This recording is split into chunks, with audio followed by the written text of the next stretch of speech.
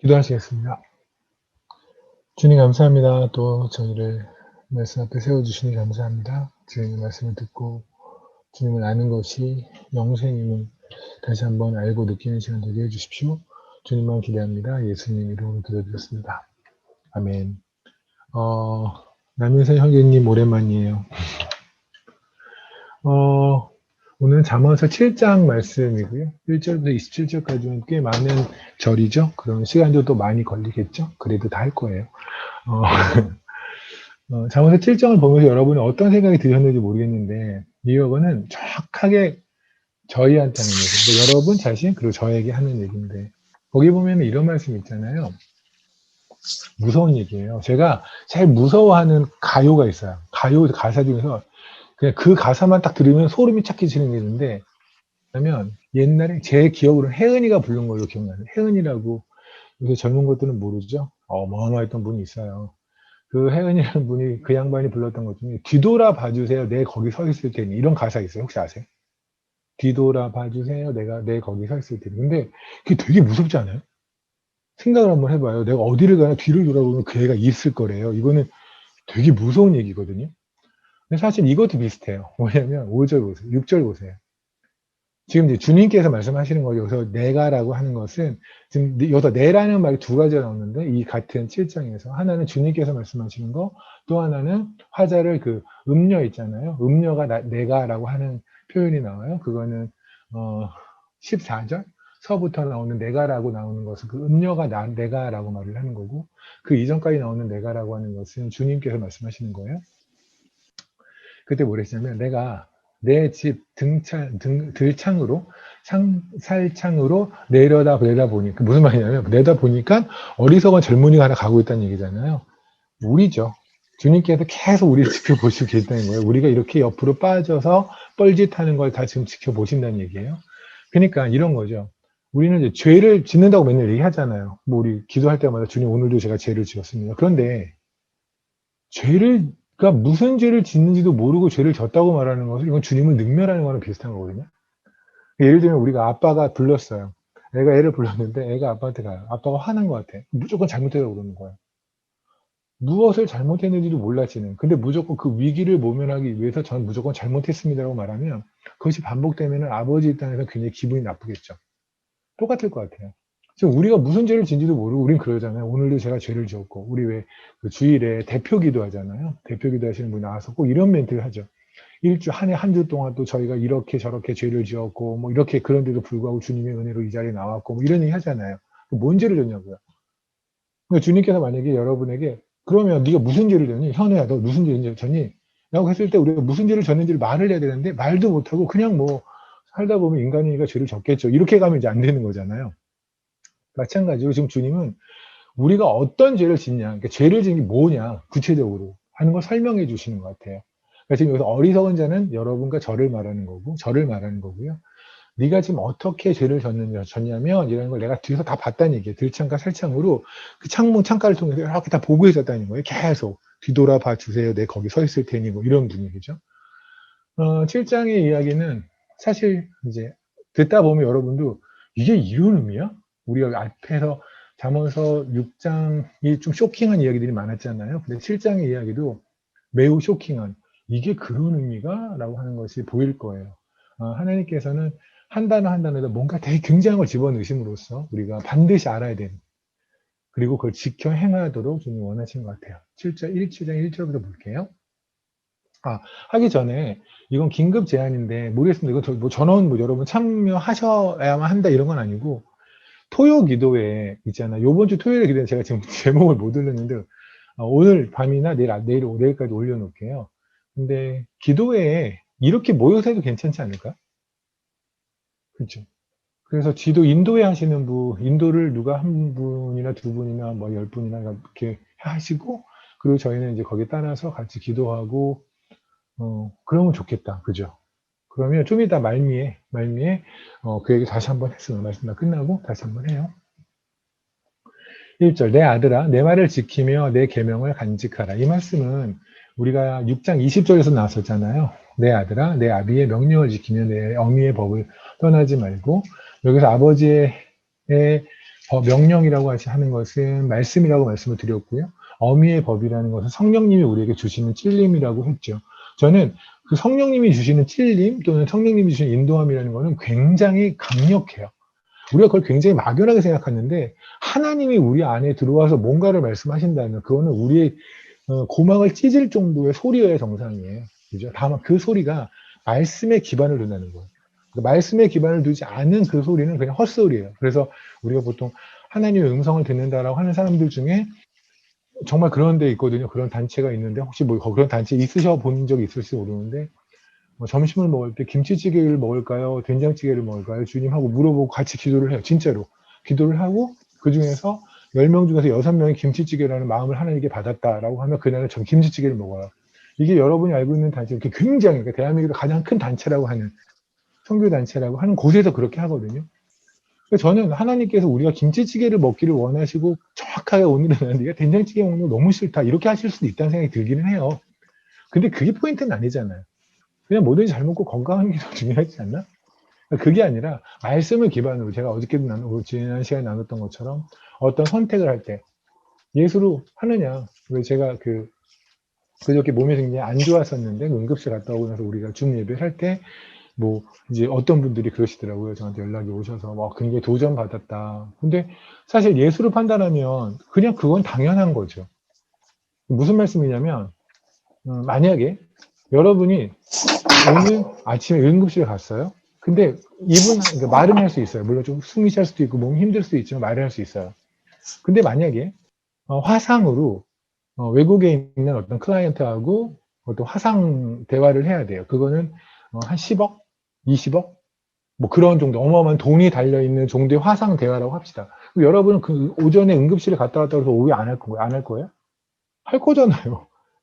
물론 전혀 말도 못할 정도로 의식 분명히는 어쩔 수 없지만 그냥 다리 아픈 정도고 몸 아픈 정도고 좀 숨찬 정도라고 한다면 말할 수 있다면 할 거 아니겠습니까? 예배가 10억 가치도 안 돼요. 예배는 100억 그 이상, 1000억 그 이상, 그 이상의 가치가 예배 아닙니까?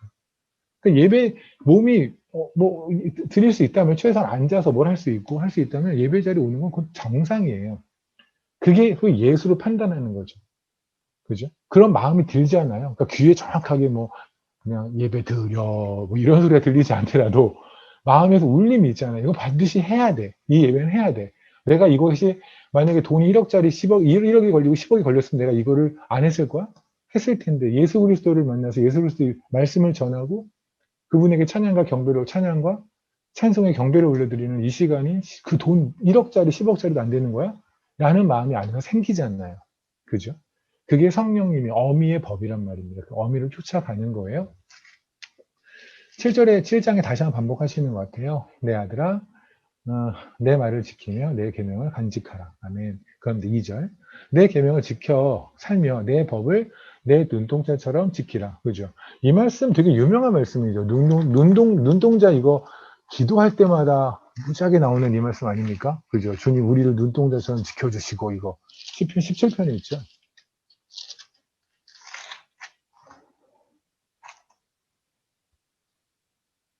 시편 17편 8절에 보면 나를 눈동자같이 지키시고 주의 날개에 그늘 아래 감추사라고 돼서 우리가 기도할 때 특히 이제 누군가를 축복 기도할 때마다 주님 눈동자처럼 저희를 보호해 주시고 저를 위해서 제가 또 뭐 케냐에 가서 사역할 때 그렇게 기도 많이 해 주시는데 너무 감사하고요.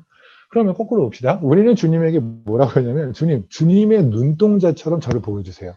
우리가 눈동자 어떻게 보호하는지 알잖아요. 바람만 불어도 그냥 눈을 확 감아가지고 눈동자를 보호하지 않나요? 그죠?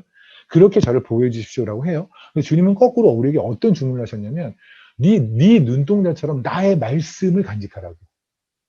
말씀을 그렇게 소중히 여기라는 거예요. 그러니까 거꾸로 우리는 맨날 주님한테 우리의 눈동자처럼 주님의 눈동자처럼 저를 보호해 주십시오라고 하지만 주님이 우리에게 하신 말씀처럼 나의 말씀을 너희 눈동자처럼 간직해라. 그리고 마음속에 새기고 그걸 따르려고 해라.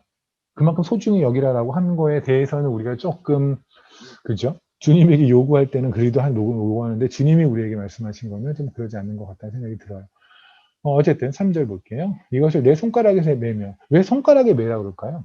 그럼 계명은 손가락에 매라 그러잖아요. 근데 예전에 이제 신명기에 보면은 이제 지금도 유대인들 여번에 왜 여러분 구글 같은 데 가서 이미지 검색해 보시면 이제 매어 이렇게 해서 이제 상자각에 넣어서 이렇게 매고 손에다가 감고 뭐 이런 게 있거든요. 그게 신명기에 보면 손에다가 감고 팔목에 묶고 머리에다가 매라라고 해서 이제 그런 걸 해요. 근데 손가락에 매는 경우를 본 적 없죠. 그러니까 우리가 신명기라든가 레위기나 뭐 출애굽기나 레위기나 신명기에 있는 또 민수기에 있는 어떤 율법 안에서 손가락에 뭐를 매라라는 얘기는 없어요. 그럼 지금 이 말씀은 뭘까요? 이것을 네 손가락에 매면? 아니 하나님의 말씀이잖아요. 지금 계명을 네가 너희 눈동자처럼 간직해. 몸에 감에 간직하고 소중히 여겨서 살아. 하나님께서 만약 그런 거잖아요. 여러분 중에 왜 그러신 분 있잖아요. 뭐 저같이 늙음맞게 주님을 만났을 때는 만난 사람은 뭐 그 예전에 중고등학교, 대학교 시절에 하나님과의 어떤 그런 추억이 없지만 여러분들은 중에는 추억이 있으신 분들이 많이 있잖아요. 그때 하나님께서 어디를 가라 마음을 주셨죠. 말씀을 근거로. 말씀의 근거는 뭐예요? 열방까지 가서 말씀을 전하고 복음을 전하는 거 당연한 거죠. 그런데 강력한 마음을 여러분이 주셨어요. 그런데 그것을 눈동자처럼 새기지 않았단 말이에요. 눈동자처럼 그 말씀을 소중히 여기고 너무 중요하게 여기고 생명처럼 여기진 않았기 때문에 어찌 보면 그런 마음을 받았는데도 불구하고 지금 여전히 하나님을 떠나라라고 했지만 여전히 머물고 있는 경우도 있을 거 아니겠습니까? 우리 지금 현재 삶에서도 뭐 하나님께서 누굴 도와라, 누굴 사랑해라, 누굴 용서해라, 뭐라고 마음을 주셨어요. 근데 그 말씀을, 그 하나님의 말씀을 마음을 받고 나서도, 어미의 법을 받고 나서도 그 어미의 법은 하나님의 말씀, 그 계명에, 그 명령에 완전히 합한데도 불구하고 그걸 눈동자처럼 생각하지 않고 그냥 버렸잖아요. 그죠? 그러면 눈동자처럼 한다는 건 이해가 돼요. 근데 손가락에 매려는 건 뭐냐는 거예요. 이런 게 이제 궁금하셨으면 좋겠어요. 여러분들 막 묵상을 하시면서 왜 손가락에 매라고 그러지? 이런 걸 좀 궁금해 하시면 조금 더 말씀을 이렇게 깊이 보실 수 있지 않을까 생각이 드는데, 그러면 성경에서 말하는 손가락은 어떤 게 있을까? 일단 기본적으로 우리가 가장 많이 알고 있는 손가락은 뭐냐면 하나님의 손가락이에요. 천지를 지으시고 모든 권능의 손가락을 말씀하실 때 시편 8편에 볼까요?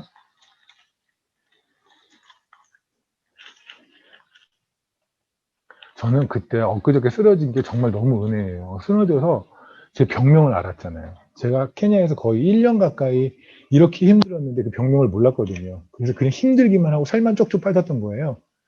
근데 하나님께서 완전히 쓰러뜨린 다음에 병명을 알려주셨어요. 그래서 지금 컨디션 괜찮아 보이지 않나요? 여기 컨디션이 괜찮은 날은 12시까지 할 수 있다는 얘기입니다. 나가는 분들 다 체크할 거예요. 시편 8편 볼게요. 8편 3절 볼게요. 보면 주의 손가락으로 만드신 주의 하늘과 주께서 베풀어 두신 달과 별들을 내가 보으니, 이거 찬양도 있죠. 그죠? 주의 손가락으로 만드신. 그러니까 그냥 그림이 그러죠. 주님께서 뭔가 이렇게 만드실 때 손을 이렇게 움직여서 이렇게 만들고, 그죠? 그래서 우리 어떤 몸 찬양하는 것 중에서 주님께 하나님께서 뭐 사람을 만드는 모양을 할 때 이렇게 손으로 이렇게 지으시는 모양을 하잖아요. 손가락으로. 오케이. 그러니까 손가락이라는 게 하나님의 손가락이라고 한다면 뭘 지으시는 거예요.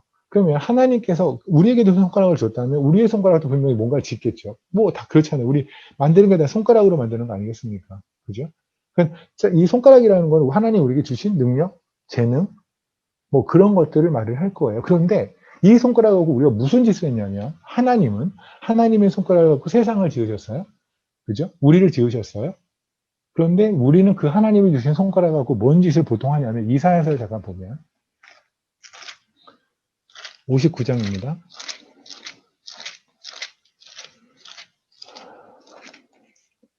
59장 3절이에요. 지금 이사야 선지자를 통해서 하나님께서 백성들한테 화가 났다라는 말씀을 지금 하고 계실 때 이런 말씀을 하셨어요. 3절에 이는 너희 손이 피해, 너희 손가락이 죄악에 더러워졌으며 너희 입술은 거짓을 말하며 너희 혀는 악독을 내미라. 아멘. 그러니까 지금 하나님이 보시기엔 어떤 거냐면, 하나님의 손가락은 우리를 창조하시고 사랑으로 창조하시고, 그러니까 하나님의 손가락은 선한 일을 하세요. 근데 하나님 우리에게 손가락을 줘서 우리에게도 농사도 짓겠고, 뭘 만들기도 하고, 이거하고 사람을 만지기도 하고, 더듬기도 하고, 쓰다듬어 주기도 하고, 그죠? 이거하고 밥도 먹고. 그래서 하나님이 이 손가락을 줬는데, 이 손가락 갖고 하나님이 보시기에 우리는 이거하고 악독을 저지르고 있다고요. 그렇잖아요. 그러니까 손가락 갖고 우리가 만드는 게 뭐예요? 나를 위한 거. 손가락 하나님께서 주신 재능과 뭐 기타 등등을 가지고 우리는 다 나를 위해서 사는 거죠. 그렇지 않을 수도 있죠. 근데 만약에 그렇다면, 그죠? 근데 어쨌든 간에 그렇다면 우리는 어떻게 돼요? 우리가 모든 움직이는 이 손가락에 만약에 계명을 메고 있다면, 이 손가락에 하나하나의 계명이 매여 있다면 우리가 함부로 손가락을 놀리지 않겠죠. 이 손가락을 가지고 내 삶을 위해서만 살지는 않을 거 아니겠습니까? 이걸 갖고 나를 위해서 뭘 만들고 싶어 라고 하지만 이 여기는 계명을 만약 생각한다면 내가 이걸 해가지고 하나님을 위해서 하나님의 나라를 위해서 살아야겠지 라는 생각이 들겠죠. 그게 지금 하나님께서 잠언에서 손가락에다 계명을 매라는 말씀일 거예요. 그죠? 그죠? 이건 여러분한테 구체적으로 아마 한번 좀 찔림을 줄 수도 있고요. 도전을 줄 수도 있는 말씀 같아요. 여러분한테 하나님께 주는 재능들이 있잖아요. 그죠? 제가 말씀드렸지만 달란트의 비유는 그것이 아니라고 말씀을 드렸고요. 어쨌든 간에 우리에게 준 재능이 있잖아요. 뭐 기타 등등의 그 모든 재능들을 가지고 우리가 과연 무엇을 해야 되는 거죠. 그 재능에다 하나님의 말씀을 묶었다면, 계명을 묶었다면 우리의 그 모든 재능은 하나님을 위해서 사용되어야 될 텐데 과연 그런가? 한번 여러분 개인적으로 고민해 보시고요. 4절 지혜에게 너는 누이라. 지혜에게 너는 누이라 하며 명철에게 너는 친족이라 하라. 지금 제가 말씀드린 지혜, 명철이라는 건 같은 용어로 쓰이고 이건 성령님을 말한다고 제가 이미 여러 번 설명을 했어요. 지금 성령님에게 뭐라고 그러냐면 성령님 당신은 저희 누이예요. 그죠? 제가 말씀드렸지만 성령님은 여성으로 취급하는 경우가 많다고 성경에서 말씀을 드렸어요. 그렇죠? 그래서 어머니처럼 또는 만약에 뭐 형이나 누이가 있다면 누이처럼 좀 더 부드럽고, 물론 부드럽지 않은 누이도 굉장히 많긴 하지만 어쨌든 성경에서 말하는 누이, 그냥 부드러운 누이. 그리고 또 친족으로 말을 하래요. 그죠? 친족이라는 말이 있는데요. 이게 히브리어에서는 모다라는 말이거든요. 이 친족이 히브리어로 모다예요. M-O-D-A. 근데 이 모다의 어원이 뭐냐면 야다예요. 아마 여러분이 야다라는 말은 알죠? 알다라는 말.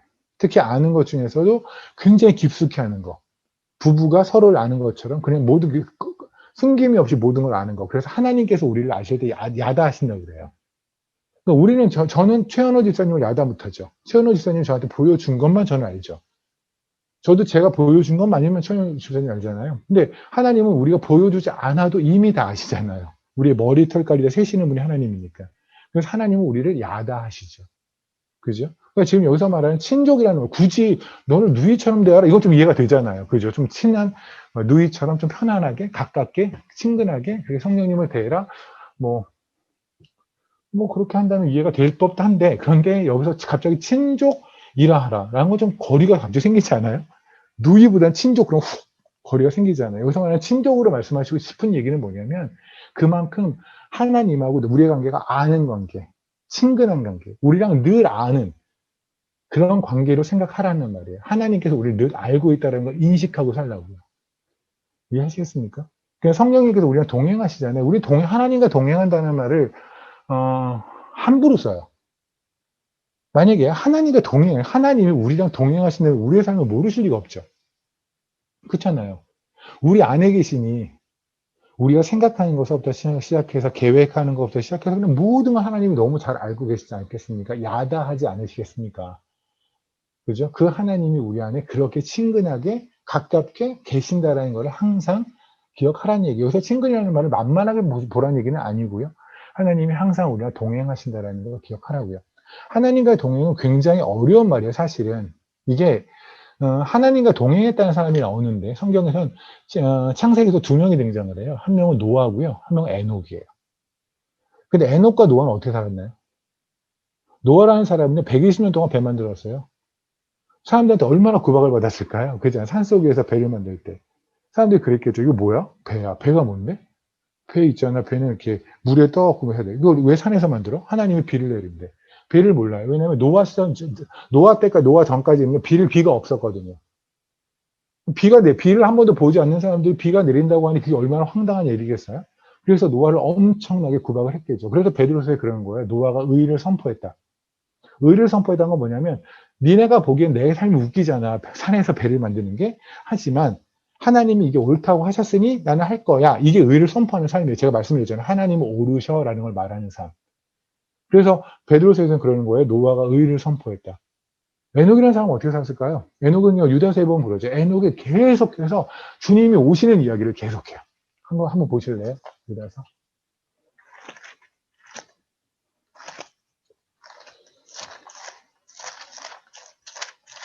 전 지금 여러분들한테 지혜와 명철의 성령님, 하나님이 누이와 같으면서도 우리를 모두 다 안다라는, 다시 말하면 굉장히 친근하게 동행하신다라는 것을 우리한테 하나님께서 기억하라고 했는데, 그것이 어떤 의미냐면, 우리는 보통 하나님과 동행 그러면 제가 간혹 쓰는 표현으로 포카리스웨트 뭐 그런 거 있잖아요. 라라라라라라 그러면서 막 자전거 타고 다니면서 하나님 뭐 등에 업고 다니고 뭐 이런 것 같은 느낌. 뭔가 좀 로맨틱하게 보이지만 사실은 그런 게 아니란 말입니다. 보세요.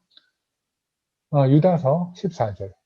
아담의 칠대손 에녹이, 여러분이 알고 있는 그 에녹이에요. 죽음을 맛보지 않고 하늘에 올라갔다는 에녹이 이 사람들에 대하여서 예언하여 이르되, 보라, 주께서 수만의 거룩한 자와 함께 임하셨으니 이는 무사람을 심판하사. 그러니까 여러분이 만약에 에녹의 이 선포를 듣는 사람이라고 생각해 보세요. 기분이 어떠실지.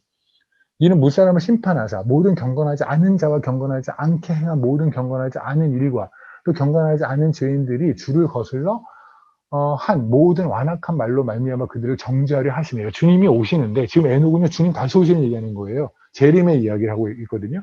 그때 모든 걸 심판할 거라는 얘기예요. 여기서 말하는 경건하지 않은 자라는 거는 뭐를 말하냐면, 주님을 믿지 않는 자, 주님에게 선택되지 않는 자를 경건하지 않는, 여기서 말하는 그냥 술 먹고 담배 피고 뭐 이런 정도의 수준의 얘기를 한 것이 아니라, 주를 믿지 않는 자, 주의 말씀을 거부하는 자. 그럼 보세요. 지금 에녹이라는 사람이 이걸 소리쳤다고. 그러니까 제가 여러분들이 이거를 지하철에서 소리쳤다고 칩시다. 시끄러워서라도 여러분을 째려볼 것이고, 듣기 싫어서라도, 그리고 여러분들이 당신들은 심판받을 거야 라는 말에 기뻐할 사람은 없잖아요. 그죠? 근데 에녹이 그 시일 때 이렇게 소리를 질렀다고요. 이때 주님은 뭐냐면 에녹이 하나님과 동행했다 그래요. 이게 동행이에요.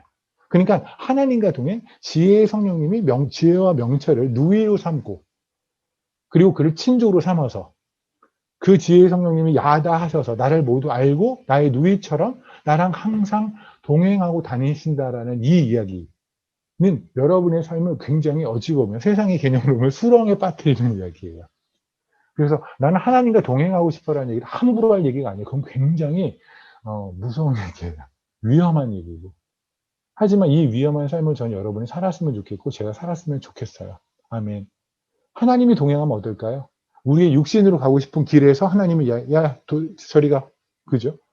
이쪽으로 가면 분명히 뭔가 신간이 편할 것 같은데, 그런데 하나님은 그쪽이 아니라고 하시잖아요. 주님이 뭐라고 그러세요? 십자가에 달리기 전에 제가 이 잔을 피할 수만 있으면 피하겠습니다. 육적인 생각이라면. 그죠? 근데 하나님의 뜻은 뭐냐면 마셔라요. 그 잔을 마셔라. 십자가에 달려라. 우리가 성경에 나오는 수많은 사람들 왜 고민 안 했겠어요? 갑자기 떠나라. 어디를 가라. 뭐 해라. 얼마나 무서웠을까요? 보세요. 바울이 예루살렘에 들어갈 때, 마지막에 예루살렘에 들어갈 때, 이제 들어가서 거기 잡혀서 로마로 가잖아요. 근데 로마로 가고 나서 그 다음에도 계속해서 잡혔다가 풀렸다가 계속 여러 번 해요. 하지만 어쨌든 간에 사도행전은 그렇게 가죠. 그때 그러잖아요. 어떤 선지자가, 제가 성령님이 저한테 알려줬는데 당신이 포박을 당하고 이렇게 포승줄에 묶이고 이런 걸 봤으니까 들어가지 마십시오. 근데 바울이 뭐래요? 나도 안다고. 하나님이 나한테 가르쳐 주셨는데 너는 그걸 봤잖아. 그러니까 봤으니까 그럼 바울 선생님이 들어가면 안 되는구나. 바울 선교사님이 들어가면 안 되는구나 생각하지만, 나는 하나님이 뭐랬냐면 너는 이렇게 묶일 거야. 넌 가서 이렇게 묶이고 이렇게 고생할 거야. 그리고 죽을 거야. 그러니 가. 라고 하나님이 말씀하셨다는 거예요. 그게 들어가는 거예요. 그게 하나님과 동행하는 삶이에요. 하나님이 동행하지 않으면 육적으로 생각할 거 아니겠습니까? 편안한 길로 가겠죠. 그냥 오래 사는 길로. 근데 하나님이 동행하시면, 그러면 내가 가고 싶은 데로 못 간다는 거예요. 하나님의 뜻대로 간다고요. 그럼 육학은 굉장히 반대가 되겠죠. 그래서 저는 여러분이 저는 하나님과 동행하고 싶어요. 지혜와 명철을 누이처럼, 그리고 친족으로 야다하며 그분과 동행하는 삶, 그 삶을 여러분이 꿈꾼다라는 것이 과연 어떤 개념인지를 다시 한번 고민해 보셨으면 좋겠고, 그럼에도 불구하고 이제 이 동행을 알았는데도 불구하고 우리는 난 정말 동행하고 싶어. 난 진짜 동행할 거야 라고 여러분이 선포했으면 좋겠고요. 아멘. 다 안 들려도 다 입은 보여요. 그러니까 아멘 하는 거야. 6절. 내가 내 집 들창으로 사일창으로 내려다보. 아까 그랬죠. 주님께서 우리를 다 지켜보신다고요. 그죠? 근데 이제 보시면서 어떤 일이 있냐면, 이제 우리가 딴 길로 빠지는 게 보이시는 거예요. 소위 죄를 지는. 우리는 어떤 죄를 졌을까? 여러분 오늘 한번 생각해 보세요. 여러분 어떤 죄를 졌나요? 분명히 죄를 진 건 같아요. 우리가 죄를 안 질 리가 없잖아요. 죄를 안 지고 우리는 하루를 살 수 없는 존재들이거든요. 그러니까 죄를 진 거는 졌다고 해야 되는데, 근데 무슨 죄를 졌는지 모르겠단 말이에요. 지금 주님께서 알려주시는 거예요. 네가 무슨 죄를 졌냐면, 8절. 그가 거리를 지나 음료의 골목 모퉁이로 가까이 하여 그의 집 쪽으로 갔는데, 그죠? 여기서 그가 거리를 지나 음료의 골목 모퉁이로 가까이 하여, 이 말씀하고 지금 기억나는 거 혹시 있습니까? 지난 시간에 우리가 죄를 지을 때 세상에 우리가 있으니까 나는 죄를 지는 게 아니라, 제가 이게 좀 화장실 기억나십니까? 만약에 재래식 화장실에 있었다면 우리는 재래식 화장실에 있으면 나오려고 그러겠죠. 재래식 화장실에 있다 보니까 갑자기 정이 들고 그 냄새도 그립고 그냥 뭔가 사랑스러워지고 이런 인간은 없잖아요. 재래식 화장실에 있으면 누구도 나오고 싶죠. 그러니까 우리가 만약에 죄를 싫어한다면, 세상에 있는 그 세상의 가치를 싫어한다면, 세상에서 그런 가치를 둘러싸면 이거에 대해서 이것이 역겨워져야 되는 게 맞는 거죠. 그렇잖아요. 그게 싫다면. 근데 우리는 세상에 있는데 갑자기 세상이 좋아져요. 맞죠? 이때 우리는 세상의 피해자의 코스프레 한단 말이에요. 세상에 우리를 둘러싸니 하나님이 나를 세상 가운데 놨으니 내가 이렇게 죄를 지는 거라고 말을 하는데, 하나님의 뜻은 아니었죠. 하나님 뭐냐면 네가 죄를 짓고 싶으니까 죄를 짓는 거야. 그렇잖아요. 그게 뭐였냐면 27절, 6장 27절. 사람이 불을 품고서야 어찌 그의 옷이 타지 아니하겠으며 사람이 숯불을 밟고서야 어찌 그의 발이 되지 아니하겠느냐. 그죠? 네가 불을 품고 세상을 사랑하는 열정과 그 소망이 있으니 세상을 사랑하는 거지. 그러고서 너는 맨날 뭐 그냥 마치 피해자 코스프레 하지 말라는 거예요. 너는 가해자라는 얘기예요. 그죠? 이것과 지금 이 말씀 비슷한 것 같아요. 8절 볼게요. 그가 거리를 지나, 지금 보세요. 위에서 젊은이 가운데 한 지혜 없는 자. 그러니까 잘 보세요. 여기서 말하는 지혜 없는 자는, 원래는 지혜 없는 자는 성령이 임하지 않는, 믿지 않는 사람인데, 지금 여기에서는 뭐냐면 하나님이 지켜보시는 자잖아요. 맞죠? 지금 하나님께서 들창과 살창으로 지켜보시는 자잖아요. 그러니까 아마 이거는 이렇게 이해하는 게 나을 것 같아요. 뭐냐면 우리들 지혜의 성령님이 있지만 사실 우리 삶에서는 지혜의 성령님이 없는 것처럼, 그러니까 지혜가 있는데 지혜를 쓰지 않고 사는, 그죠? 지혜가 뭐예요? 성령님. 성령님이 계신데 성령님이 인도대로 살지 않는, 그게 지혜 없는 자겠죠? 그러니까 하나님이 보시기에 이런 거죠. 그러니까 저 예를 들면 하나님 위에 계세요. 지금 이렇게 보니까 곽희문이 보이는데, 이 곽희문이 지금 지혜 없는 자가 이 얘가 지금 어떻게 하냐면 보이고 하냐, 일기장에 기록하시면 쓰시는 거예요. 얘는 어디로 갔냐면 그가 8절 거리를 지나 음료의 골목 우퉁이로 지가 간 거예요. 이렇게. 그렇잖아요. 그러니까 이런 거죠. 그러니까 뭐 여러분 중에 그런 분은 없겠지만 뭐 그러잖아요. 세상에 대한 야동 같은 거 많이 보잖아요. 그러면 야동이 있으니까 보는 건가요? 만약에 내가 보기 싫어서 안 보면 되잖아요. 클릭을 안 하면 되잖아요. 근데 내가 핸드폰으로 야동을 찾아가니 보는 거 아닙니까? 그죠? 그래놓고서 우리는 뭐냐면 야동이라는 것이 세상에 있으니 내가 그걸 보게 되면 피해자로 코스프레 한단 말이에요. 그게 아니라 우리가 찾아간 거잖아요, 죄를. 맞죠? 그러니까 우리가 이 생각을 갖지 않으면 우리는 계속해서 하나님 앞에서 제대로 회개를 못해요. 우리는 계속 피해자니까. 근데 우리가 죄를 지은 가해자라는 거, 우리가 애써서 죄를 졌다라는 거에 대해서 우리 인정을 한다면, 그렇다면 우리는 회개의 내용이 달라질 거예요. 그리고 우리의 삶도 달라질 거예요. 그죠? 그리고 여러분 보세요. 그 세상을 보면 다 피해자 코스프레 하잖아요. 그죠? 제가 몇 번 말씀드렸지만. 어쨌든, 9절. 저물 때, 황혼 때, 깊은 밤 흑중이라. 굳이 이렇게까지 말씀 안 하셔도 되죠. 그냥 어두울 때, 이러면 되지 않나요? 굳이 이거를 저물 때, 황혼 때, 깊은 밤 흑중이래. 왜요? 세상의 가치로 들어간다는 얘기예요. 아가서 잠깐 보실까요? 제가 아가서에서 이건 설교를 한번 했었어요. 제가 지금 12월 달에 사경회를, 제가 이제 케냐, 이게 자가격리가 있으니까요. 제가 지금 자가격리 끝나고 움직인 게 일주일이 아직 안 됐어요. 지난주 토요일에 불렀으니까.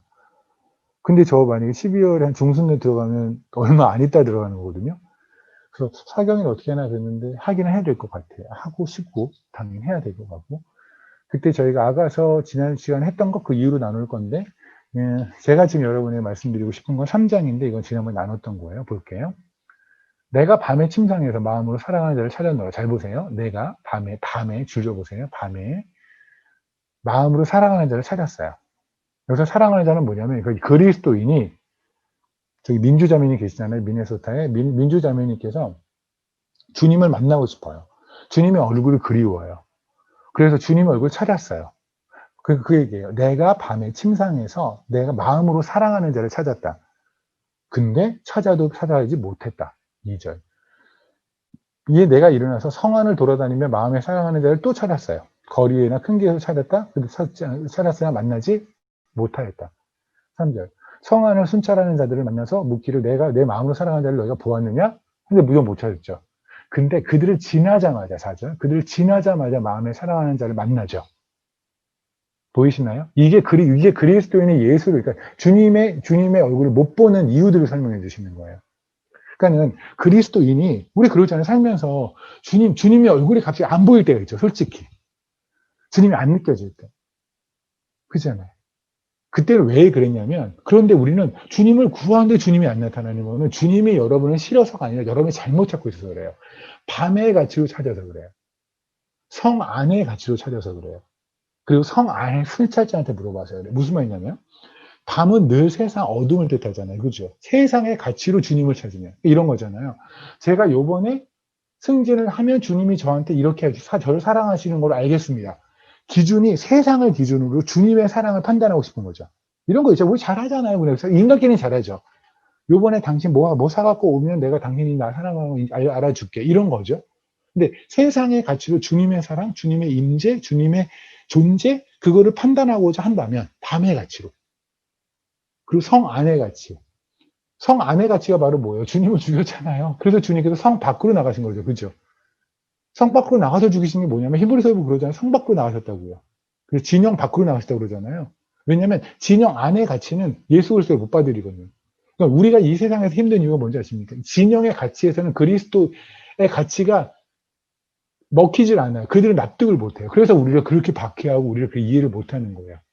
그러니까 성 안의 가치는 성 안의 가치로, 세상의 가치로, 그들이 생각하는 가치로 하나님을 찾으면 못 찾아요. 성 안에 있는 술 취한 자, 다시 말하면 성 안의 가치를 가르치는 사람, 그러한 사람에게 가서 주님을 만나는 방법을 가르쳐봤자 적어도 못 만난다고요. 그런데 그들을 지나자마자 밤의 가치를 지나고 성 안의 가치를 지나고 성 안의 순찰자들에게 물어보는 걸 그만두자마자 하늘의 가치로 주님을, 그죠? 세상의 가치가 아닌 주님의 가치로 주님을 찾으면 그러면 주님을 보게 된다는 얘기예요. 그 잠언서 다시 돌아가실까요?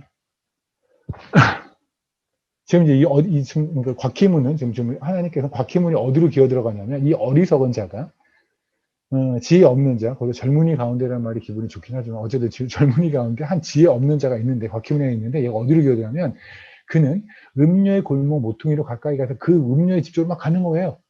근데 언제 가냐면 저물 때, 황홀 때, 깊은 밤에. 그죠? 깊은 밤 흑암 중에. 그러니까 지금 주님께서 계속 어둡다는 걸 강조하죠. 한 줄에 4번을 쓰세요.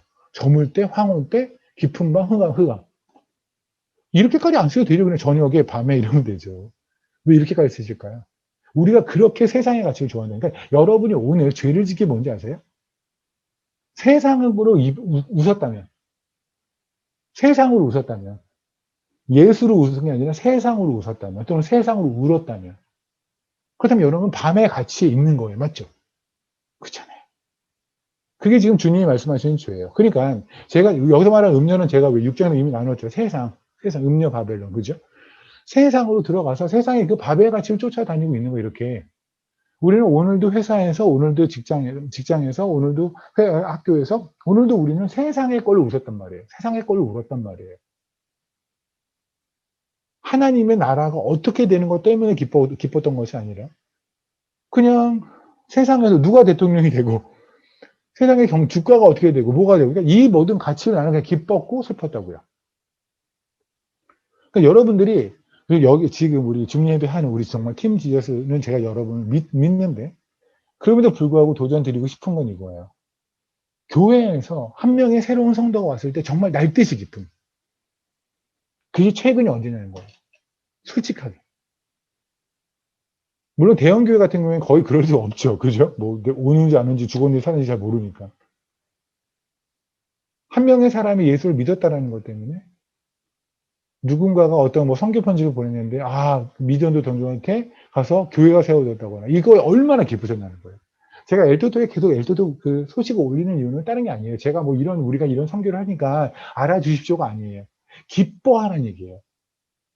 하나님이 이렇게 일하시니 기뻐해 주십시오. 우리 같이 기뻐합시다가 그래 제가 그걸 올리는 이유거든요. 근데 희한한 건 뭐냐면 사람들은 거기엔 별로 기뻐하지 않는다는 거예요. 믿는 사람조차도.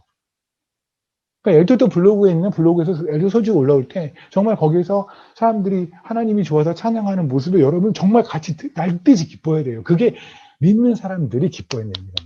근데 우리는 밤의 가치로 기뻐한다니까요. 내 월급이 올랐을 때, 승진했을 때, 세상에 알아줬을 때, 내가 원하는 뭐 야구팀이 이겼을 때, 축구팀이 이겼을 때, 이게 다 죄지는 순간들이라고요. 밤의 가치에 기뻐하는 거, 그걸 쫓아가는 거. 10절 보세요. 이제 보세요. 이제 거의 이제 먹이가 들어온 거죠. 알아서 들어왔잖아요. 음료 찾아서. 아까 말했죠. 불을 품었으니 그 옷이 타는 게 정상이겠죠.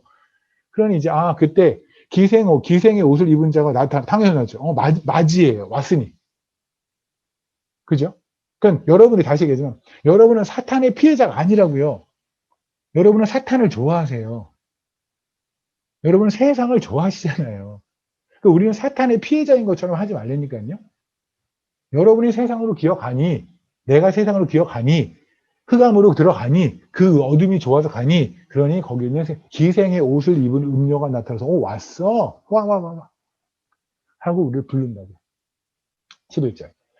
이 여인은 떠들며 완악하며 그의 발이 집에 머물지 아니하며. 12절. 어느 때에는 거리, 어떤 때는 광장, 또 모퉁에서 서서 사람을 기다린지라. 이 말씀이 되게 무서운 말씀이에요. 보세요. 잠언서 1장을 보실래요?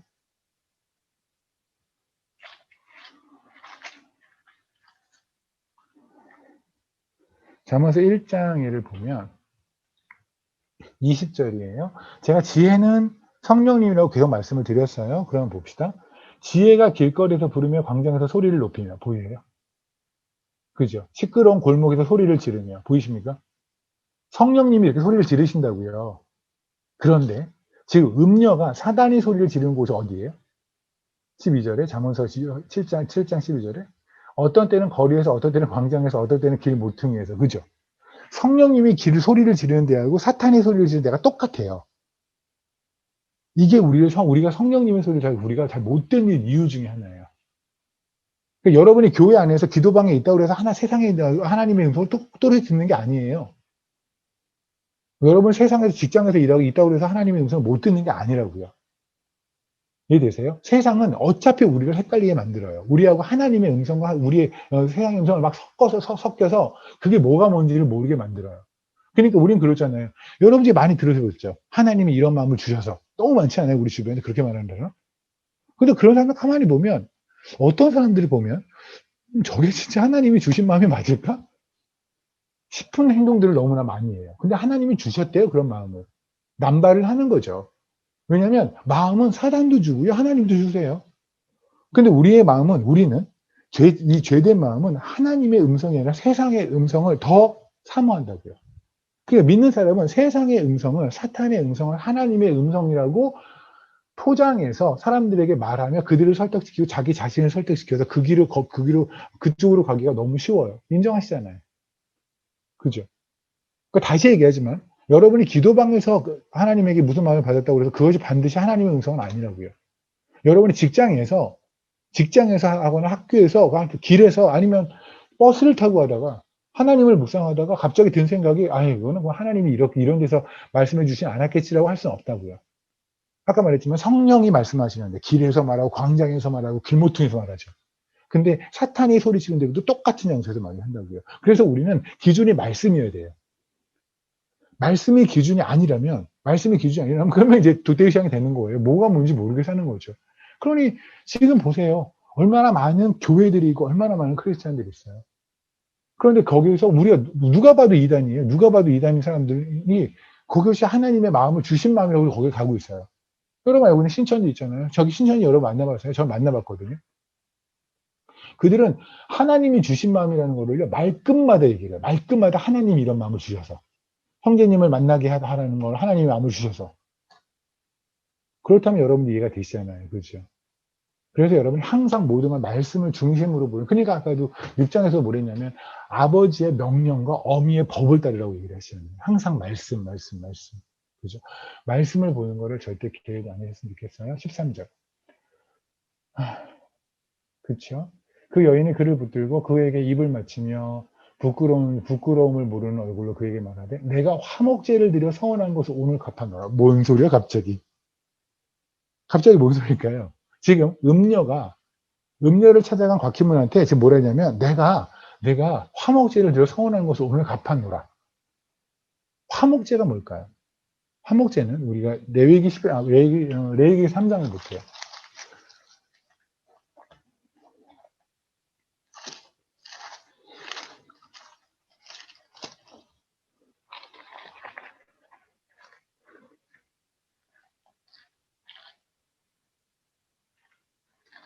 저는 제가 들었던 농담 중에서 제일 재밌는 농담 중에 하나가 내 위기가 내 위기라는 거예요.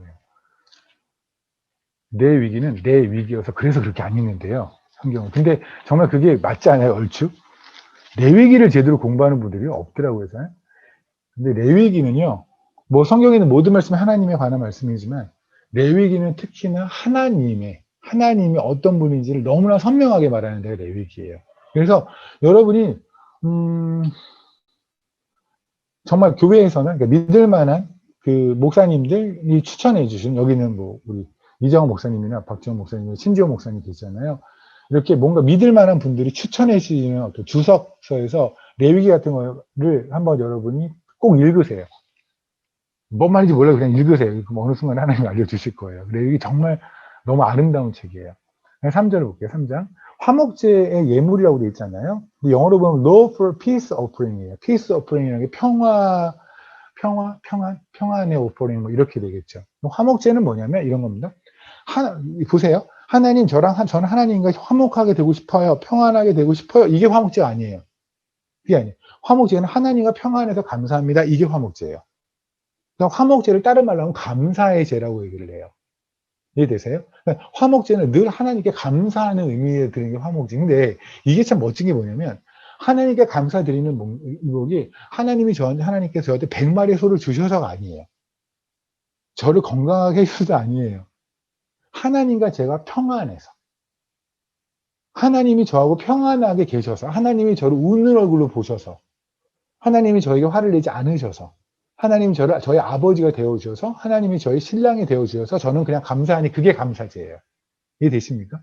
그러니까 여러분은 제가 감사의 품목이라고 그러잖아요. 감사의 품목이 뭐냐? 우리는 평생 감사의 품목이 이미 있잖아요.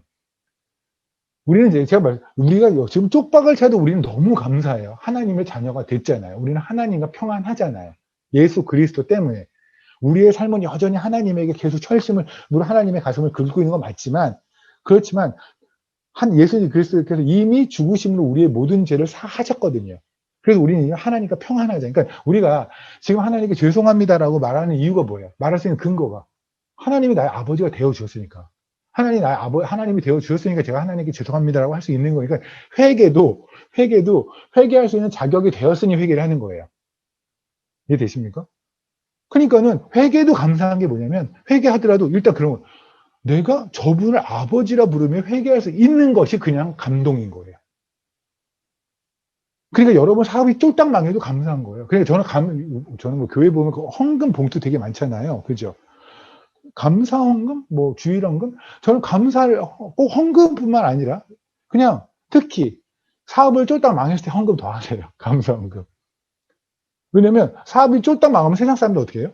그냥 쫄딱 망한 거죠. 근데 믿는 사람들이 쫄딱 망했는데도 내가 하나님의 자녀인 거 변함이 없는 거예요. 이 얼마나 감사해요. 이 얼마나 감사해요. 쫄딱 망했는데 우리가 쫄딱 망해서 울 수밖에 없는 상황에 내가 웃을 수 있는 근거가 생긴 거예요.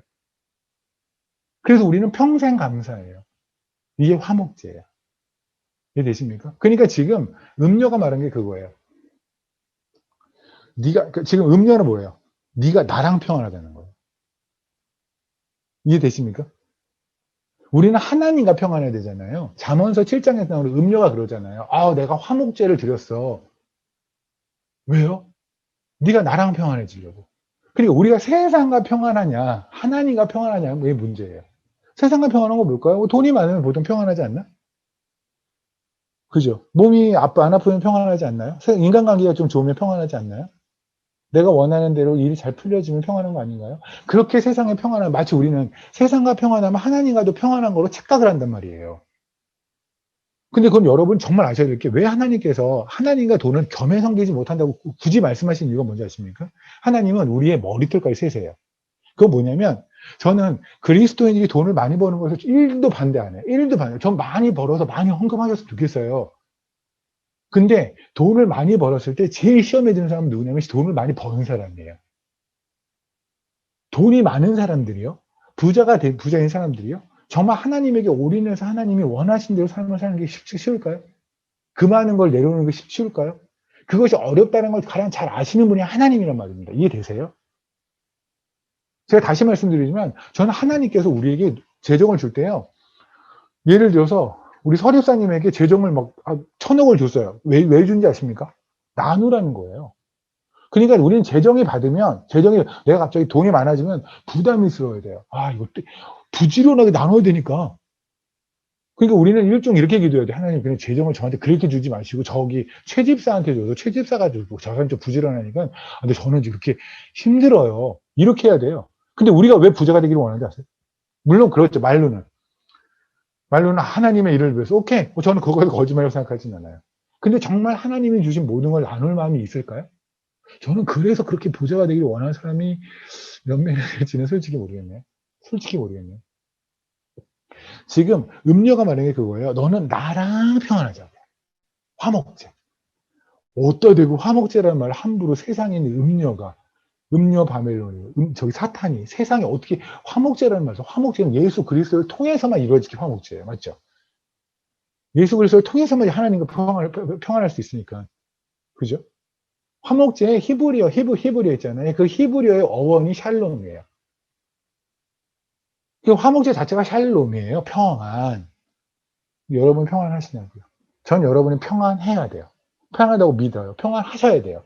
근데 만약에 여러분이 평안하지 않다면 그 이유는 보세요. 예수 그리스도는 여러분을 위해서 죽으셨어요. 아멘. 그렇다면 여러분 평안해야죠. 하나님과 괜찮으니까.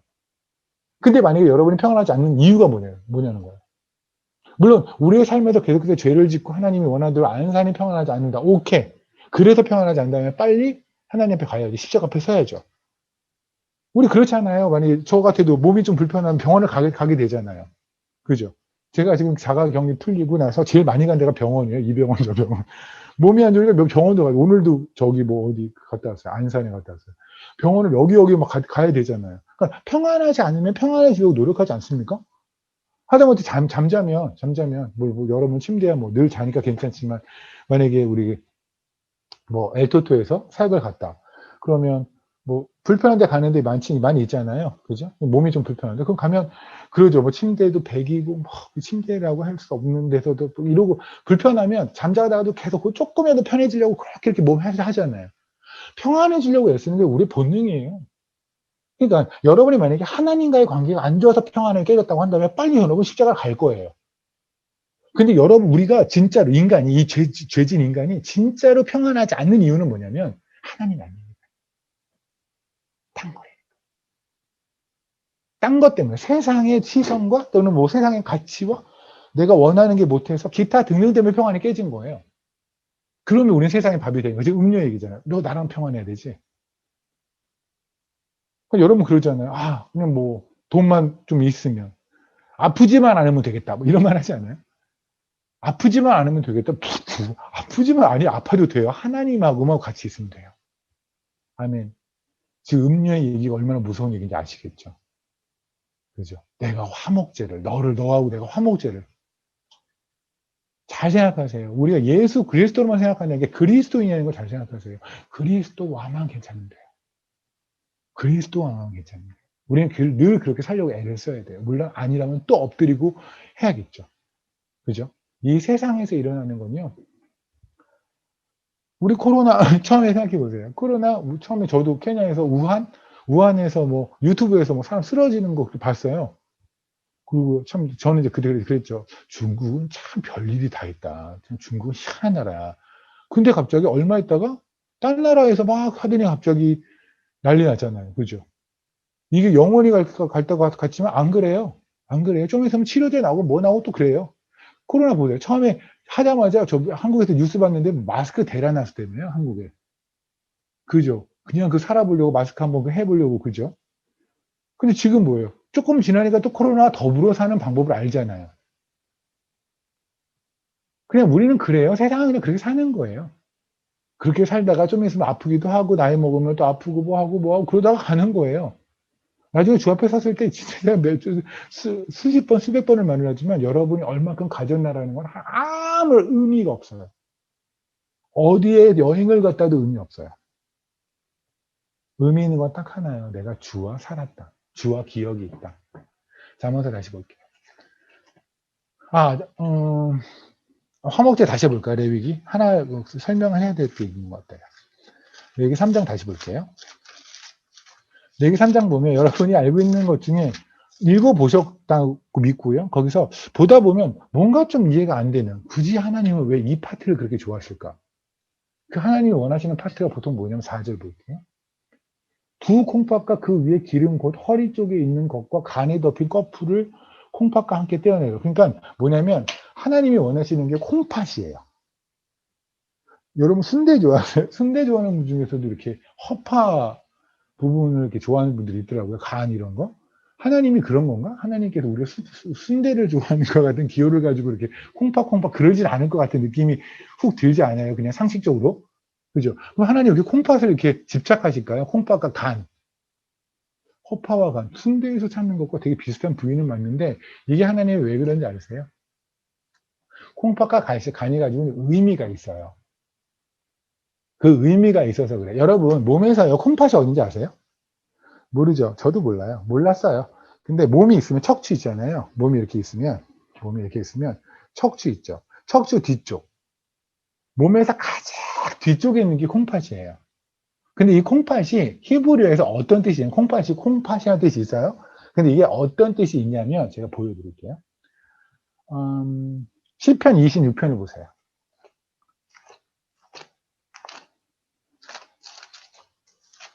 주님께서 왜 하나님께서 레위기랑 그 제물에서 콩팥을 그렇게 하나님께서 콩팥에 왜 이렇게 애착을 가지시는지 26장 2절을 볼까요?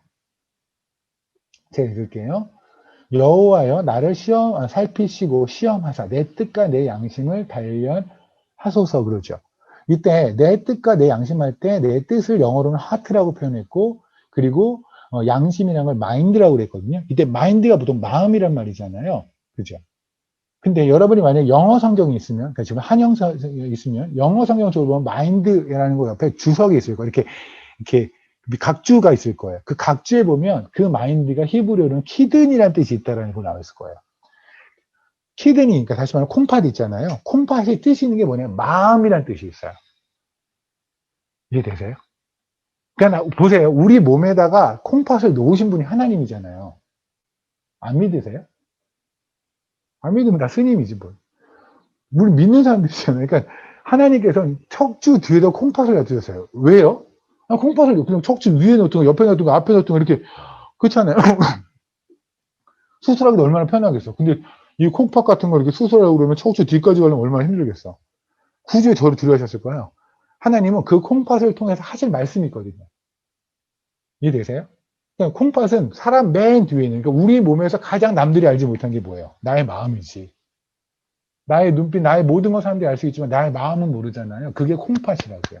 하나 더 보여드릴게요. 시편 73편을 볼게요.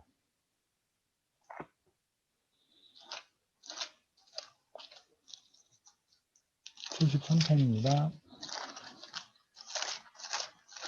21절.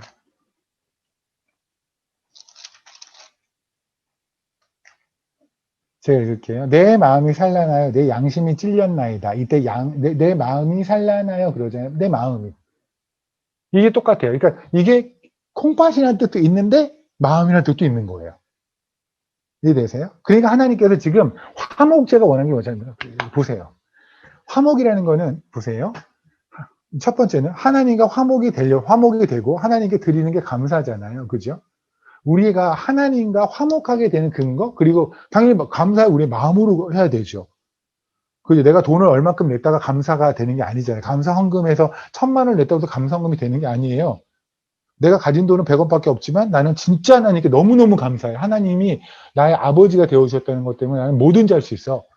한다면 그게 감사예요. 그죠? 마음이겠죠? 또 하나는 하나님과 화목하게 되는 근거는 뭐냐면 나의 마음이 나의 감정이 사라져야 돼요. 여러분 우리의 감정 있잖아요. 마음이라는 게 감정이잖아요. 우리의 감정은 늘 우리의 적이에요. 우리는 굉장히 감정적이거든요. 그래서 우리는 이 감정에 따라서 어떻게 되냐면 내가 감정이 끌어오르면 뭔가 하나님과 가깝다고 생각해요. 그게 사탄이 교회에서 이용하는 게 찬양이잖아요. 찬양으로 감정을 막 끌어올려서 눈물까지 쏟으면 사람들이 지가 하나님과 뭔가 대단히 끈끈한 것 같아요. 감정에 속는다고요. 여러분도 알잖아요. 스스로 감정에 얼마나 많이 속아요. 그죠? 우리의 감정은 뭐냐면 하나님의 성분, 그러니까 우리의 마음은 하나님이 우리 안에 들어와서 우리의 마음에 할 일을 베푸신 하나님의 마음을 품어야 돼. 맞죠? 우리의 마음이 아니라 하나님의 마음을 품었을 때 하나님과 화목하단 말이에요. 이해되십니까 그러니까 예수 그리스도가 죽으셨죠. 예수 그리스도가 죽으셔서 우리 안에 성령님이 오셨잖아요. 성령님이 오셔서 우리 안에서 가만히 놀고 계시는 게 아니라 우리의 삶을 뒤집는데 우리의 삶을 뒤집는 것 중에서 하나님이 성령님이 가장 먼저 많이 하신 게 뭐냐면 우리의 감정 컨트롤이에요. 감정 컨트롤은 화내지 않고 슬퍼하지 않고 눈물 안 흘리는 게 아니라 우리가 언제 우냐는 거예요. 언제 웃냐는 거예요. 이해되세요? 슬픈 영화를 볼 때 우는 거는 우리의 원래 감정인데 우리는 이제 뭐냐면 아까 우리 패트령 얘기했지만 하나님의 일에서 하나님의 일을 보다 보면 하나님이 우실 때 내가 슬퍼지는 거예요. 이해되세요? 세상은 다 우는데 하나님이 기쁘면 나는 기쁜 거예요. 그게 하나님의 감정을 품는 거예요. 이해되십니까? 그러니까 다시 말하면 우리의 콩팥을 드리고 하나님의 콩팥을 받는 것. 아멘. 우리의 콩팥을 드리고 하나님의 콩팥을 받는 게 바로 뭐냐면 그게 바로 하나님과 화목한 거예요. 그죠? 그렇게 우리는 감사하는 거예요. 우리의 모든 하나님이 주신 감정을 감사하는 거예요. 하나님이 주신 막 콩팥으로 감사하는 거예요.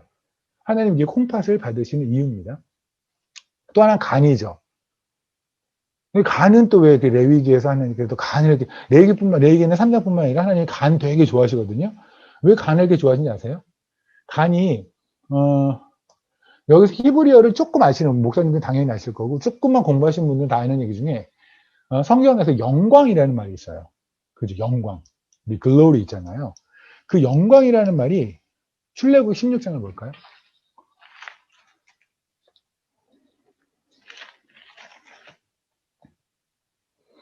7절. 아침에는 너희가 여호와의 영광을 보리니 이는 여호와께서 너희가 자기를 향하여 원망함을 들으셨습니다. 우리가 누구에게 너희가 우리에게 대하여 원망하느냐. 이때 영광 보였습니까? 아침에는 너희가 여호와의 영광을 보리니. 이때 영광, 하나님의 영광 그럴 때 카보드예요. 그게 히브리어로 카보드거든요.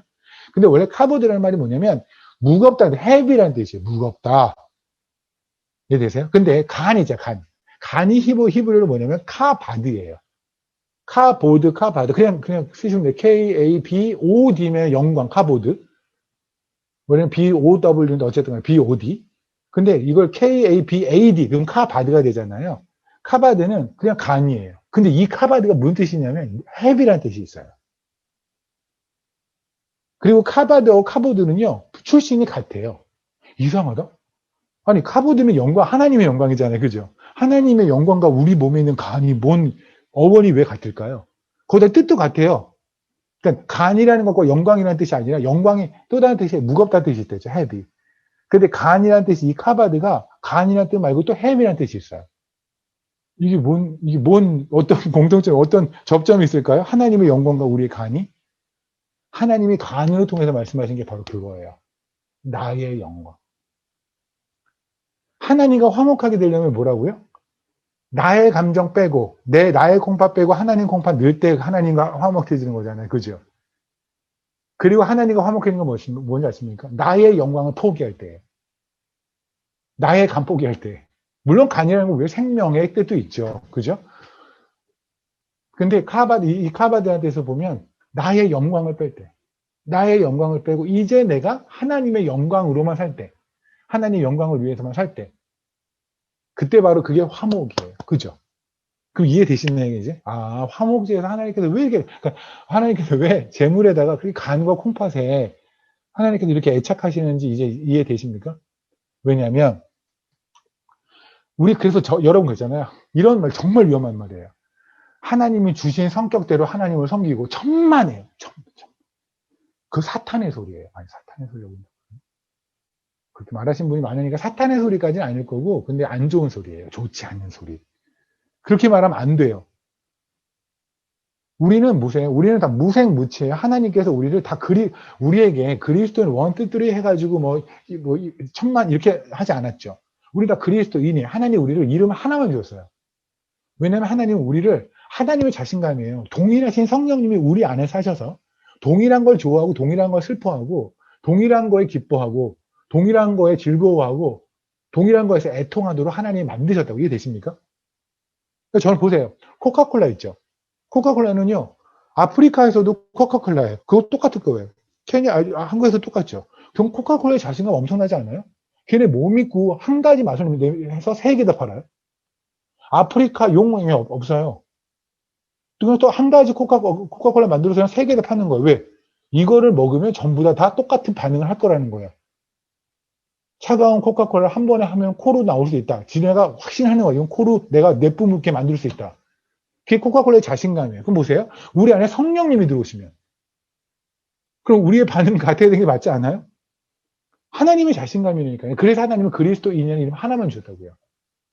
하나님이 원하시는 거는 한 가지 하나님으로 하나님의 생각 하나님으로만 기쁘고 하나님이 슬플 때는 우리가 슬퍼하도록 우리를 다 동일하게 만드는 이게 그리스도. 그래서 여러분 그리스도인들이 교회에 보면은요 점점 닮아가요. 아니 서로 닮아가는 게 아니라 점점 하나님을 닮아서 나중에 가면 얘가 얘인지 구별이 안 돼요. 그렇게 된다니까요. 그래서 이런 말하면 진짜 위험한 얘기예요. 여러분이 성격이 어떠든 그 성격대로 하나님 다 기쁘게 받으십니다. 천만에요. 하나님은 우리의 성격, 우리의 감정, 우리의 마음 상태 그걸로 기뻐하지 않으세요. 그래서 하나님께서 우리의 콩팥을 띄어서 하나님의 콩팥을 내시는 거예요. 성령님으로. 아멘.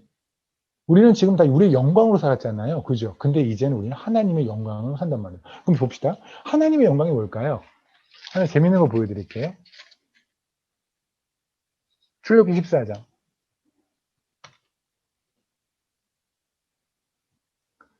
14장 보면 이제 홍해를 건너다 소제목이 그러죠.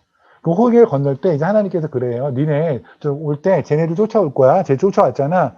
근데 나중에 그 애굽에 있는 군대들은 전부 다 홍해에서 다 수장당할 거라고 다 아시는 얘기죠. 그죠? 그때 뭐 그랬냐면 4절에 내가 바로의 마음을 완악하게 한즉 바로가 그 뒤를 따르니 내가 그와 그의 온 군대로 말미암아 영광을 얻는데요. 보세요. 그 군대들이 할 일은 뭐예요? 군대들이 하는 건 딱 하나잖아요. 그냥 그 물속에 들어왔다가 죽는 거. 근데 그 안에서 무슨 영광을 하나님께 돌려요. 근데 거기서 하나님이 그랬잖아요. 내가 그와 그의 온 군대로 말미암아 영광을 얻어. 그들이 영광을 돌린 적이 없는데 애굽에 있는 군대들이 갑자기 홍해에 들어와가지고 하나님한테 만세 그러고 하나님 할렐루야 이럴 건 아니잖아요. 다 죽을 거 아니에요. 근데 하나님은 그들로 영광을 얻는다고요. 뭔지 아십니까? 하나님이 하나님 대신 보여주시는 거, 드러내는 거. 이게 하나님의 영광이에요. 다시 말하면 여러분 저도 그랬지만 우리가 하나님을 만나 다 무너졌죠. 그렇잖아요. 우리가 언제 콩팥 하나님께 드렸어요? 우리가 언제 간 뛰어갔어요? 하나님이 구미호처럼 이런 표현 그러나? 하나님께서 우리의 콩팥 다 그 알아서 가져가시고 우리의 간 알아서 가져가셨죠. 우리 무너졌잖아요. 하나님 앞에서 무너졌잖아요. 나는 망하였다 고백한 적 있잖아요. 그거 없으신 분이라면 아직 하나님을 안 만나셨을 수도 있어요. 우리는 다 말했어요. 나는 망하였다. 난 끝났다. 나는 너무 죄인이다. 나는 쓰레기다라는 걸 하나님 앞에서 봤단 말이에요. 그죠? 그게 하나님이 우리에게 영광을 취하신 거예요. 이해되십니까?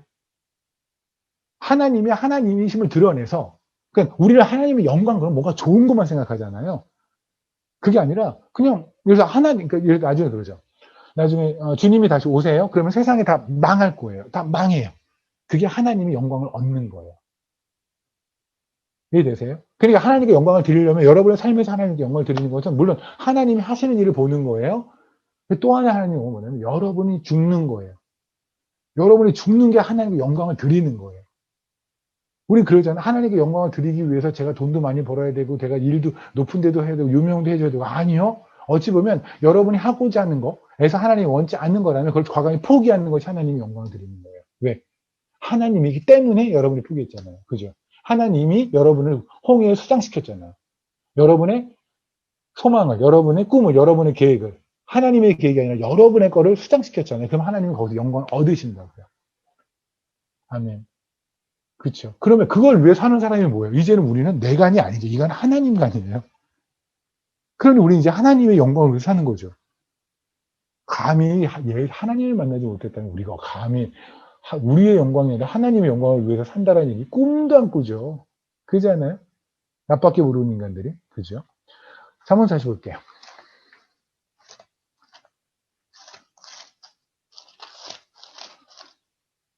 됐습니다. 그러면 내가 화목제를 드려서 서원한 것을 오늘 갚았노라. 이러므로 내가 너를 만나려고 만지려고 내가 내 얼굴을 찾다가 너를 만났도다. 그죠? 지금 이게 음료의 이야기예요. 세상과 화평하지 마십시오. 세상과는 화평하지 않으셔야 돼요. 그리고 하나님을 믿으면 세상과 화평이 안 돼요. 그냥 세상은 보기만 해도 뭔가 그냥 힘들어요. 그죠? 17절. 모략과 침향과 계피를 뿌려놓으라. 요 말씀이 조금 시간이 걸리도 단다겠죠. 네.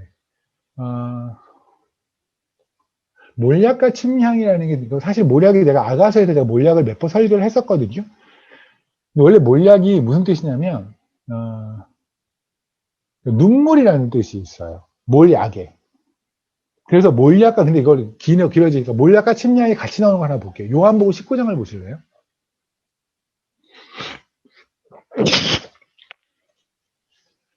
보세요. 요한복음 19장입니다.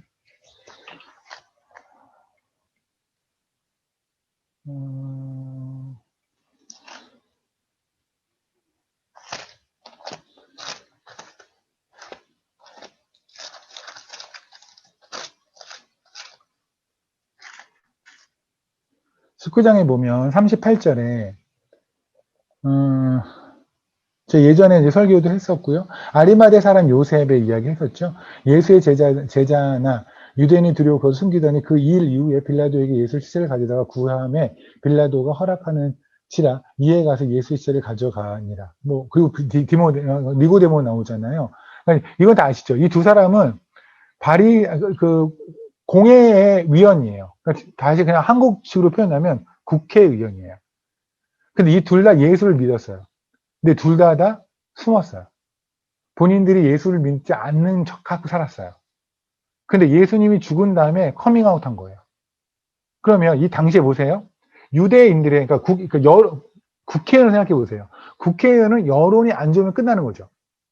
그렇잖아요. 여론이 안 좋으면 뭐 더 이상 국회의원 할 수 없는 거잖아요. 그러면 지금 예수에 대한 여론은 뭐냐면 예수를 죽인 게 그들의 여론이에요. 근데 그 예수를 죽인 게 그들의 여론인데 갑자기 그들의 대표라고 하는 사내들 공회에 있는 그 의원들이 가서 예수님의 시체를 찾으려고 하고 그 장사를 지내려고 한다면 유대인들이 그들을 기뻐할 리가 없죠. 그럼 끝나는 거죠. 그들의 이제 모든 정치 인생 끝나는 거, 그들의 모든 인생 끝나는 거니까 돌 맞아 죽을 수도 있어요. 그런데도 불구하고 이 아리마대 요셉이라는 사람과 니고데모는 커밍아웃 했어요. 그럼 보세요. 이들의 인생은 이제 쪽박 차는 거죠. 이거는 불보듯 뭐네요. 니고데모하고 아리마대 요셉은 이때 바로 돌마다 죽을 수도 있고 아니면 매장을 당했을 거예요. 매장. 이게 바로 하나님께 영광을 돌리는 거죠. 그렇잖아요. 내가 여태까지 꿈꿨던 거 있잖아요. 왜 여태까지 예수를 숨겼을까요? 간단하죠. 나 잘 먹고 잘 살라고. 예수도 있고 세상도 있고 싶어서. 근데 이제 예수만 있기로 결정하니 세상 걸 놓은 거잖아요. 그죠? 세상 걸 놔버렸어요. 그랬더니 하나님께서 거기 영광을 취하신다고요. 그럴 때 39절 일찍이 예수께 밤에 찾아도 니고데모 아시잖아요. 몰약과 침량을 섞은 것을 100리터랄쯤 가지고 온지라. 그죠? 이에 예수의 시체를 가져다가 유대의 장례법대로 향품과 함께 세마포로 쌌더라. 그러니까 거기는 몰약이라는 것과 침량을 가져왔다고 그랬잖아요. 여기서 이 침량이라는 게 사실 알로에스라고 되어 있거든요. 그래서 지금 우리가 말하는 알로에라고 하는데 성서 전문가, 성서 식물 전문가 이런 분들은 이 알로에와 우리가 지금 현재 쓰는 알로에는 다르다고 하는데 뭐 저는 크게 관심은 없어요. 그게 지금 있는 우리가 쓰는 알로에도 제가 뭔지 모르거든요. 그 관심 없고 어쨌든 침량과 몰약이라는 게 지금 어디에 쓰였냐면 예수 그리스도의 장례식에 쓰인다는 거죠. 맞죠? 그렇잖아요. 주님 죽으신 다음에 니고데모 가져왔으니까 장례식 용품이잖아요. 그죠? 주님이 죽으셨을 때 장례 용품이에요. 그게 몰약과 침량이라고요. 그렇다면 뭘까요? 당연히 눈물이죠. 주님은 주님의 죽음을 생각했을 때 주님을 사랑하는 사람이 당연히 눈물을 흘릴 수밖에 없는 거잖아요. 그죠? 그런데 잠언서 8장을 볼게요. 7장. 거기서 뭐를 하냐면 15절에 16절에 내 침상에서 요와 애굽의 문이 있는 이불 딱 보이시죠? 지금 제가 얘기했잖아요. 여기는 지혜 없는 자는 세상 사람이 아니라 주 안에 들어온 사람을 우리를 매일매일 죄짓게 만드는 사탄의 이야기라고 그랬잖아요. 그죠? 그러면 애굽의 요가 뭐예요? 그냥 요가 아니라 왜 애굽의 요일까요? 애굽이라고 그러면 뭘까요? 출애굽이죠. 애굽에서 나오면 출애굽이죠. 구원이잖아요. 우린 다시 애굽으로 가면 안 되죠. 사탄이 하는 얘기가 뭔데? 다시 버렸던 걸 다시 사랑하라는 게 바로 애굽의 요가 아니겠습니까? 우리가 버렸던 가치 다시 사랑하라고 주워 담으라고 말하는 게 애굽의 요가 아니겠습니까? 그죠? 그럼 보세요. 이렇게 생각해 보세요. 주 안에 들어왔어요. 주 안에 들어왔는데 우리가 짓는 죄 중에 뭐냐면 우리가 버렸던 이제는 우리는 그 가치는 아니야 라고 했던 것을 다시 사랑하게 만드는 사탄을 다시 쫓아서 몰약과 침량을 뿌리는 거예요. 몰약과 침량이 뭐예요? 예수 그리스도의 죽음이잖아요. 예수 그리스도의 죽음을 통해서 그들은 뭐를 하는데요? 애굽의 요를 구하는 거예요. 이해되세요? 예수님의 이름을 통해서 애굽의 요를 구한다고요. 와우. 근데 이런 일이 지금 현재 교회에 있습니까? 없습니까? 예수 그리스도의 이름을 통해서 돈 달라고 하잖아요. 성공 달라고 하잖아요. 그것 때문에 그것이 바로 애굽의 요인데 그거 달라고 하잖아요. 그게 바로 이 얘기잖아요. 그죠? 이게 죄예요. 근데 우린 보세요.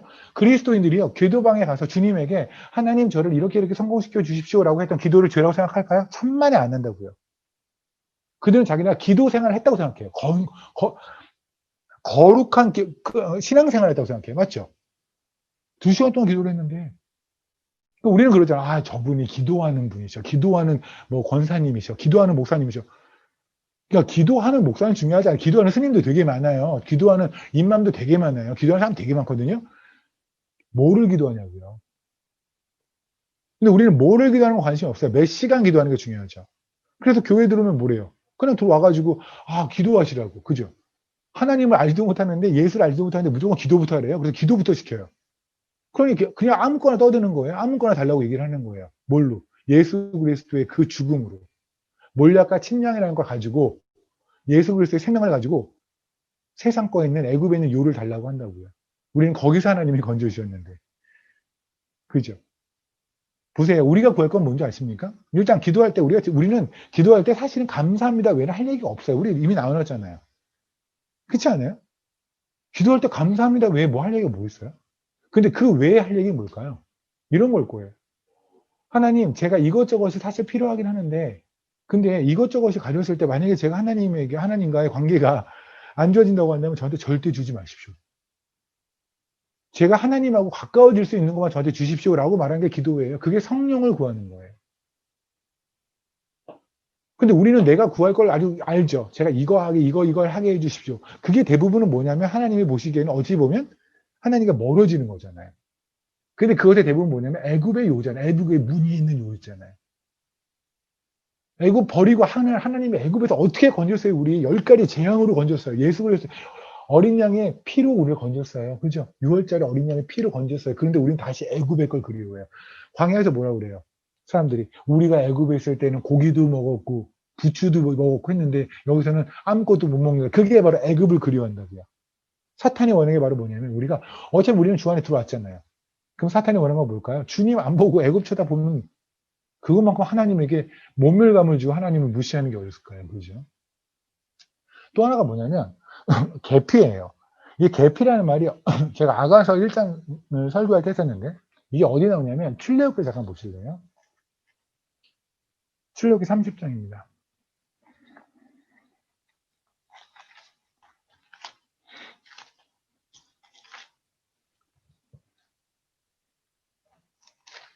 보면 22절서부터 거룩한 향기름이라고 되어 있죠. 그죠? 우리가 기름을 붓는다 했을 때 그 기름 붓는다 향기름 거기에서 23절에 보면 23절 너는 상등히 한 품을 가지되 액체 몰약 500세겔과 그 반세 향기로운 육개 250세겔과 향기로운 창포 250세겔과 계피 500세겔이라고 돼 있죠. 그죠? 근데 여기서 지금 육개와 계피가 약간 영어가 헷갈려요. 근데 영어로 보면 우리 시네몬 알죠? 여러분 뭐 이렇게 요새는 뭐 어디 뭐 이런데 뭐 마시러 가도 시네몬 여기 있잖아요. 그 빵도 있고 하잖아요. 그죠? 시네몬 시네몬을 생각하시면 돼요. 그럼 시네몬이 뭐냐면, 여러분, 제가 왜 블로그에 여러분 한번 예배 끝나고 나서 블로그 가서 계피 한번 쳐보세요. 블로그에 있는 그러면 아가서에서 제가 계피 설명해 주긴 했거든요. 계피가 어떻게 생겼냐면, 대나무 때 아시죠? 대나무처럼 요렇게 생겼어요. 그래서 가운데가 이렇게 빈데 쭉 똑바로 요렇게 생겼어요. 요렇게. 그래서 가운데가 이렇게 빈 상태에서 쭉 이렇게. 그래서 계피가 무슨 뜻이 있냐면 uprightness라는 게 있어요. 곧바로 올곧음, 의로움. 이해되세요? 그러니까 하나님께서 향기름에다 그러니까 우리에게 기름을 부으시잖아요. 그 기름에 계피를 넣는 게 뭐냐면 올곧음이에요. 의로움. 그러니까 하나님 예수 그리스도가 의롭잖아요. 그죠? 그 의로움만큼을 양보하지 않는 거. 그게 uprightness예요. 이해되십니까? 그 계피 모양을 생각하시면 돼요. 그냥 우리가 대쪽 같다 이런 말 하잖아요. 대나무 같다. 그러니까 옛날에 이스라엘에서는 대쪽 같다 이러지 않고 시네몬 같다 그랬을 거예요. 시네몬이 이렇게 똑바로 이렇게 곱게 생겼거든요. 그러니까 이거는 뭐냐면 타협이 없는 거. 물에 포도주에 물 안 타는 거. 그냥 예수만 가지고 사는 거. 그게 지금 이건데 보세요. 우리가 애굽에 있는 문이 있는 요를 원하면 그리스도인들도 밤의 가치가 좋으면 밤이 좋고 황홀이 좋고 저녁이 좋고 흑암이 좋으면 그래서 성령의 음성 광장에서 떠드는 소리내는 길거리에서 소리내는 길거리 모퉁이에서 소리내는 성령님이 아니라 세상의 소리에 귀를 기울이면 그럼 당연히 우리는 어떻게 돼요? 우리가 같은 경우는 하나님만 오르십니다에서 타협이 있을 수밖에 없죠. 그죠? 올곧으면 안 되죠. 하나님만 의롭다고 하면 안 되죠. 타협할 수밖에 없잖아요. 그죠? 그게 바로 이 얘기일 거예요. 그러면 딱 정리가 되죠. 보세요. 16절. 내 침상에는 요와 애굽의 문이 있는 이불로 폈고 몰약과 침량과 계피를 뿌려놓으라. 너한테 원하는 건 이거예요. 그러니까 사단은 우리를 기도방에 넣는 거예요. 들어간 다음에 거기서 우리가 삽질을 하게 만드는 거예요. 뻘짓을 하면 되죠. 하나님이 원하지 않는 짓. 그죠? 몰약과 침량을 통해서 예수 그리스도 주님 저를 위해서 죽으신 주님 너무 감사한데 주님 그래서 저를 승진시켜 주시고 주님의 생명, 주님의 죽음으로 주님의 목숨을 저는 살아났습니다. 그러니 주님 제가 이번에 수능을 잘 보게 해주시고 주님의 이름을 완전히 무시해버리는 거죠. 그죠? 그런 일을 하게 만들면 되는 거예요. 근데 그런 일을 하게 되려면 당연히 우리는 타협을 할 수밖에 없죠. 그러니까 하나님이 원하는 몰약과 침량이 아니라 사탄이 원하는 몰약과 침량이 있단 말입니다. 하나님이 원하는 계피가 아니라 세상이 원하는 계피가 있단 말입니다. 이래요. 계피의 냄새는 나요. 그런데 하나님이 원하는 냄새가 아니라고요. 몰약과 침량의 냄새는 나요. 그런데 하나님이 원하는 냄새는 아니라고요. 19절, 18절. 이제 왜 이렇게 하는지 아십니까? 근데 보세요. 얘는 도대체 뭐 믿고 이러는 거야? 왜 믿고 이러냐면 어제 말씀드렸죠? 그저께 보라. 우리가 아침부터 아직까지 흡족하게 서로 사랑함으로 희락하자. 왜 아침까지예요? 아침 되면 주님 오시거든요. 그게 왜 제가 등불의 이야기 했었나요? 출애굽기 잠깐 보시면 했던 것 같은데.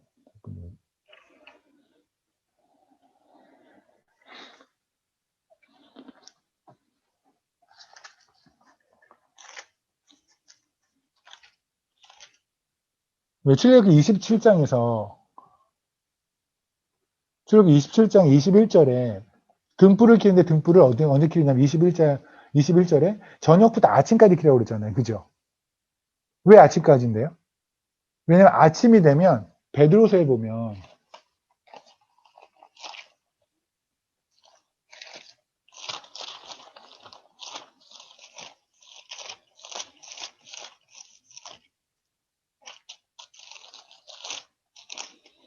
베드로후서에 보면은요. 1장에 베드로후서 1장에 보면 이렇게 나오잖아요. 우리에게 더 확실한 예언이 있어 어두운 데를 비추는 등불 같으니 날이 새어 샛별이 너희 마음에 떠오르기까지 너희가 이것을 주의하는 것이 옳으리라. 샛별 보세요. 이런 의미예요. 여기를 보시면 어둠이 있잖아요. 어둠 어떻게 하면 어둠이 되지? 어둠이 됐다고 칩시다. 어둠 그죠? 어둠이에요. 근데 여기서 샛별이 뜨는 건 새벽이잖아요. 샛별이 뜨면 이제 필요 없어요. 지금 여기서 말하는 확실한 예언이 말씀이거든요. 말씀으로 살아요. 말씀으로 살아요. 우리가 살아야 돼요. 그런데 새별이 뜨면 이때까지 이렇게 말씀만 보고 살라고요. 왜요? 새별이 뜨면 주님 다시 오시면 우리 이제 주님을 보면 되잖아요. 맞죠? 이해되세요? 등불 이거예요. 등불은 뭐냐면 저녁부터 아침까지 켜요. 그런데 아침에 왜 끄냐면 이 아침을 의미하는 게 지금 새벽별이 뜨는 거죠. 주님 오시는 거. 이해되십니까? 그러니까 12시간, 12시간을 본다면 어두운 시간이죠. 어두웠을 때가 이 세상이에요. 그리고 밝을 때가 주님이 오실 때. 그러니까 우리는 이 땅에서 살아가는데 우리는 뭘 봐야 돼요? 등불을 봐야 돼요. 그죠? 그래서 그게 바로 등불이라고요. 이해되세요? 오케이. 그러면 잠어서 볼게요.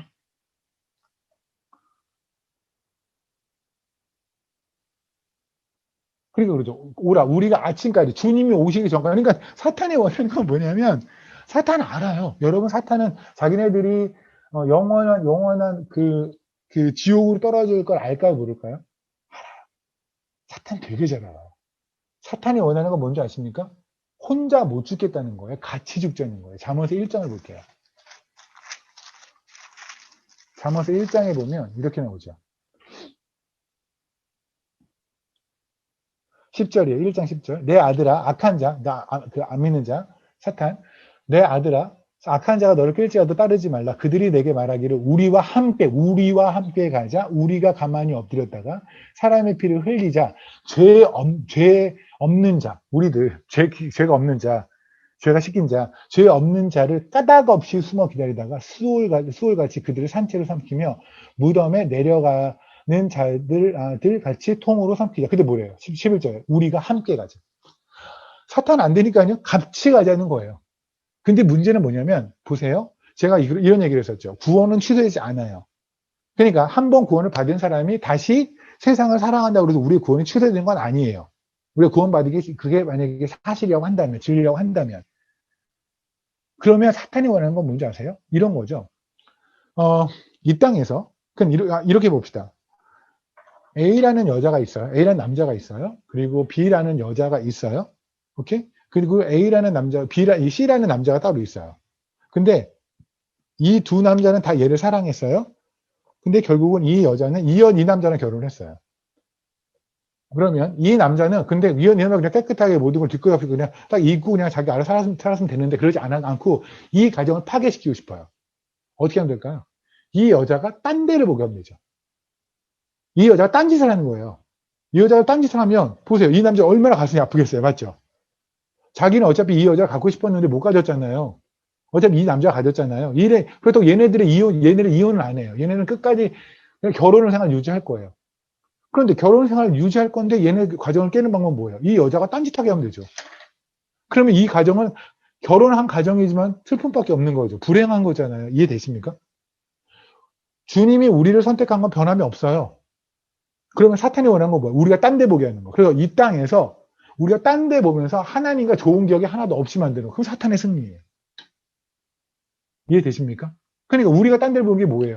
애굽에서 건져는데 애굽을 다시 기어보고 있는 거. 죽었다는 가치 다시 쳐다보고 있는 거. 그거를 주님의 이름으로 기도하게 만드는 거.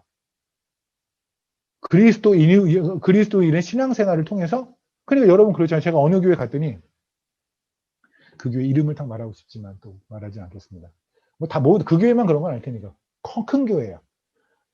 거기는 뭐죠? 카페가 있더라고요. 카페에 앉아 있었어요. 그때 거기는 어떤 담임 목사님하고 얘기를 잠깐 나누고 다 내려왔어요. 와. 거기서 카페에 이렇게 듬성듬성 앉아 있잖아요. 그 아줌마들, 집사님들 이렇게 앉아 있잖아요. 근데 제가 원래 교회 카페에 가서 얘기하는 걸 되게 잘 들어요. 이어폰 꽂고 음악 안 듣고 얘기 듣고 이런 걸 되게 잘해요. 나쁜 짓인데. 다 그거 하는 거예요. 애들 자녀 교육. 전부 다. 전부 다 그 학원 얘기밖에 안 해요. 교회 안에서. 그들 무슨 기도할까요? 그들 중에 저는 모르겠어요. 제가 들은 바에 따라 제가 운이 없었는지 우리 애가 학원 다니라고 요새 교회를 안 다니면서 가슴 아파 죽겠어. 이런 사람 말하는 사람 없어요. 우리가 요새 공부를 너무 하느라고 성경을 안 읽어서 가슴이 아파. 이런 사람을 내가 본 적이 없다니까요. 전부 다 어느 학원 봤더니 애가 성적이 올랐다 안 올랐다 그 학원은 어디야? 소개시켜주면 안 돼. 그 얘기만 하고 자빠져 있는 거예요. 그들이 기도방 가면 무슨 얘기 할까요? 그랬을 때 사탄은 기쁘다고요. 저는 그들이 다 구원 받았다고 믿어요. 그들은 천국 가려고 믿어요. 근데 이 순간에 하나님과 이 순간에 이 땅에서 데이트가 없는 거잖아요. 이들은 다 딴 남자를 쳐다보고 있는데, 세상의 음녀만 쳐다보고 있는데, 세상과 간음하고 있는데, 그리고는 하나님의 이름을 찾아와서 예배 자리에 와서 하나님 사랑해요 이러는 거예요. 여러분 같으면 어떻겠어요? 끔찍하지 않나요? 여러분의 사랑하는 사람이 밖에 나가서 음란한지 모든 바람을 다 피우고 그걸 내가 다 알아. 다 알아. 근데 오늘 저녁에 내 생일이라고 갑자기 이만한 케이크를 가지고 이만한 선물 갖고 당신 사랑해 그러고 갖고 오면 뭐라고 그래요? 7날래 8날래 그러고 그래도 케이크니까 좋아 이러실래요? 우리가 하나님한테 그렇게 하나님을 능멸하고 있다니까요. 새 사탄이 원해. 그러니까 여러분이 기억하실 건 다시 말하지만 여러분 우리가 하나님께 구원받은 자라면 이렇게 해서 우리가 지옥 간다는 얘기가 아니에요. 만약에 그래서 지옥 가는 거라면 우리는 노력해서 천국 갈 수 있는 거죠. 잘하면 천국 갈 수 있는 거고 못하면 지옥 가는 거죠. 그런 기독교는 없어요. 오케이. 그래서 만약 여러분이 그러면 저는요. 어차피 천국 갈 거라면 나중에 천국만 간다면 뭐 이 땅에서 뭐 놀 건 다 놀고 천국 가면 뭐 일석이조 아닐까요? 더 좋은 거 아닌가? 놀 거 다 놀고 천국도 가면 뭐 되게 좋은 거잖아. 그거 라고 생각한다면 저는 그 사람이 정말 구원받은 사람일까? 과연 그 사람이 하나님을 정말 사랑하는 사람일까? 그런 거죠. 나는 부잣집 남자하고 결혼을 했어요. 근데 우리는 죽어도 이혼을 안 하기로 결정했어. 그리고 나는 딴 남자를 막 만나도 돼. 너무 좋은 거 아니야? 이 여자? 라고 말하면 여러분이 이 여자를 부러워할래요? 부러워하는 눈빛이 있나 지금? 이 여자 부러워요? 되게 돈 많은 남편이 있는데다가 딴 남자를 막 만날 수도 있대. 그리고 나서 절대 이혼 당하지 않는데. 이런 결혼을 왜 해요? 여기 안에는 사랑이 없는 거죠. 맞죠? 그러니까 예수 그리스도를 사랑한다고 하지만 어차피 천국은 갈 거고 그렇다면 나는 세상하고 놀 거야. 이게 지금 우리나라에 있는 그리스도인들 아니냐고요. 솔직히 말해서. 이런 그리스도인들은 없다라는 게 주님 쪽의 주장이에요. 그리고 하나님께서 그럼 저는 이미 그렇게 살고 있는데요. 그래서 하나님 말씀하셨잖아요. 내가 너를 끝끝내 흙에서 흙으로 만들어 갈 거라고요. 너를 아파르니 끝까지 아파로 데려갈 거야. 네가 현재 습과 그렇게 살지라도 결국은 내가 원하게 만들 거야. 원하는 상태로. 라고 하나님이 말씀하신 것 같아요. 볼게요. 18절. 오라. 우리가 아침까지, 그러니까 주님이 오시기 전까지, 어차피 주님 오면 우리는 천국 갈 거예요. 근데 그 전까지 나랑 바람 피자고요. 이거를 즐거워한다면 저는 모르겠습니다. 그가 진짜 그리스도인일지. 근데 왜 우리가 여기 넘어가는지 아세요? 왜냐면 남편이 우리한테 없고, 제가 왜 과부 얘기했었죠. 과부, 고아 얘기했잖아요. 왜 성경에서 하나님께서 과부와 고아에 집착하실까? 우리가 과부니까. 우리 예수 그리스도의 신부인데 주님 없으시니까. 그래서 뭐래요? 남편은 집을 떠나 먼 길을 갔는데. 은주머니를 제가 가졌은 지 보름날에는 그러니까 꽤나 걸릴 거라고 주님이 가셨는데 꽤나 걸리실 것 같아. 그러니 나랑 신나게 놀자고요. 우리가 이 땅에서 세상 가늠한 이유가 뭔지 아십니까? 주님 눈앞에 없어서 그래요. 믿음을 안 써서. 그러니까 우리가 주님이 눈앞에 안 보이는 주님을 믿는 게 믿음이잖아요. 믿음으로 믿는 거잖아요. 그러니까 믿음을 안 써요. 믿음을 이상한 데 써요. 믿음을 이상한 데 쓰고 진짜 써야 될 때는 안 쓰니까. 그러니까 사탄한테 사탄의 밥이 되는 거죠. 사탄이 그러잖아요. 네 남편 어디 멀리 갔잖아. 기가 막히지 않아요? 자면서? 남편이 멀리 갔으니 너는 나랑 놀자. 어차피 주님 눈에 안 보이는데 뭐. 우리 죄질 때, 우리가 세상과 그렇게 죄질 때 주님 의식하나요? 주님 마치 이 땅에 없는 것 같지? 지금 주님이 눈 감고 있는 것 같지? 주님 자는 것 같지 않아요? 주님 나 안 쳐다보는 거잖아요. 그러니 죄를 짓죠. 그래, 그리고 뭐래요? 은주머니를 가졌으니 보름날에나 집에 돌아오니까 천천히 올 거야. 나랑 놀자. 여러 가지 고운 말로 유혹하여 입술에 호리는 말로 꿰므로. 젊은이가, 우와, 그러죠. 그러니까 보세요, 여기서. 여러분, 이 잠언서를 보면서 하나님이 우리가 바보처럼 이거를 보면서 그냥 세상에 있는 탈무드처럼 볼까봐 하나님은 젊은이한테 지금 이 음녀가 뭐랬냐면 네 남편은 어디 갈 거야? 근데 젊은이라며요. 그렇잖아요. 근데 젊은이한테 뭐랬냐면 네 남편이 어디를 갈 거야. 그럼 이상한 여기서 뭐랬냐면 젊은 남자라고 그랬거든요. 젊은 남자한테 신부가 있어야 남편이 있으면 안 되잖아요. 지금 호칭들이 이상하지 않아요? 등장인물들이? 하나님은 그렇게 하심으로써 이 남편이 누구냐면 너희의 남편, 너희의 신부인 신랑이 그리스도야를 말씀하시고 싶은 거예요. 이해되세요? 그러니까 하나님께서 잠언서에서 인칭이나 호칭 같은 걸 막 섞어서 해요. 그래서 우리가 혹시라도 모를까봐 끝내 알게 하려고 친절하신 하나님께서 그래서 그러죠. 22절. 젊은이가 곧 그를 따랐죠. 당연히 따르겠죠. 그죠? 우리 잘 따르잖아요, 세상을. 소가 도수장으로 가는 거잖아요. 그러니까 우리는 세상하고 뭔가 즐겁다고 가는데 사실은 소가 도수장 가는 거니까 죽으러 가는 거와 똑같은 거죠. 우리는 모르지만 미련한 자가 벌을 받으려고 쇠사슬에 매이러 가는 것과 같도다. 23절 잘 보세요. 여기 정말 멋져요. 필경은 화살이 그 간을 뚫게 되리라. 느닷없지 않아요? 아니 뭐 아까 그런 거 사단을 쫓아갔더니 소가 도살장 들어가는 것 같다. 여기까지 이해가 됐어요. 맞죠? 근데 갑자기 화살이 그 간을 뚫게 되리라? 아까 제가 간이 뭐라고 그랬나요?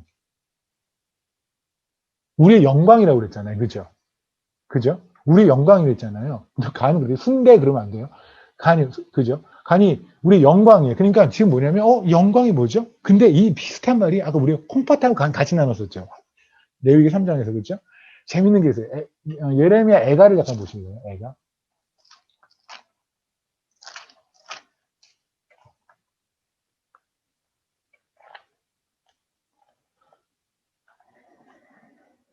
애가 3장입니다. 3장.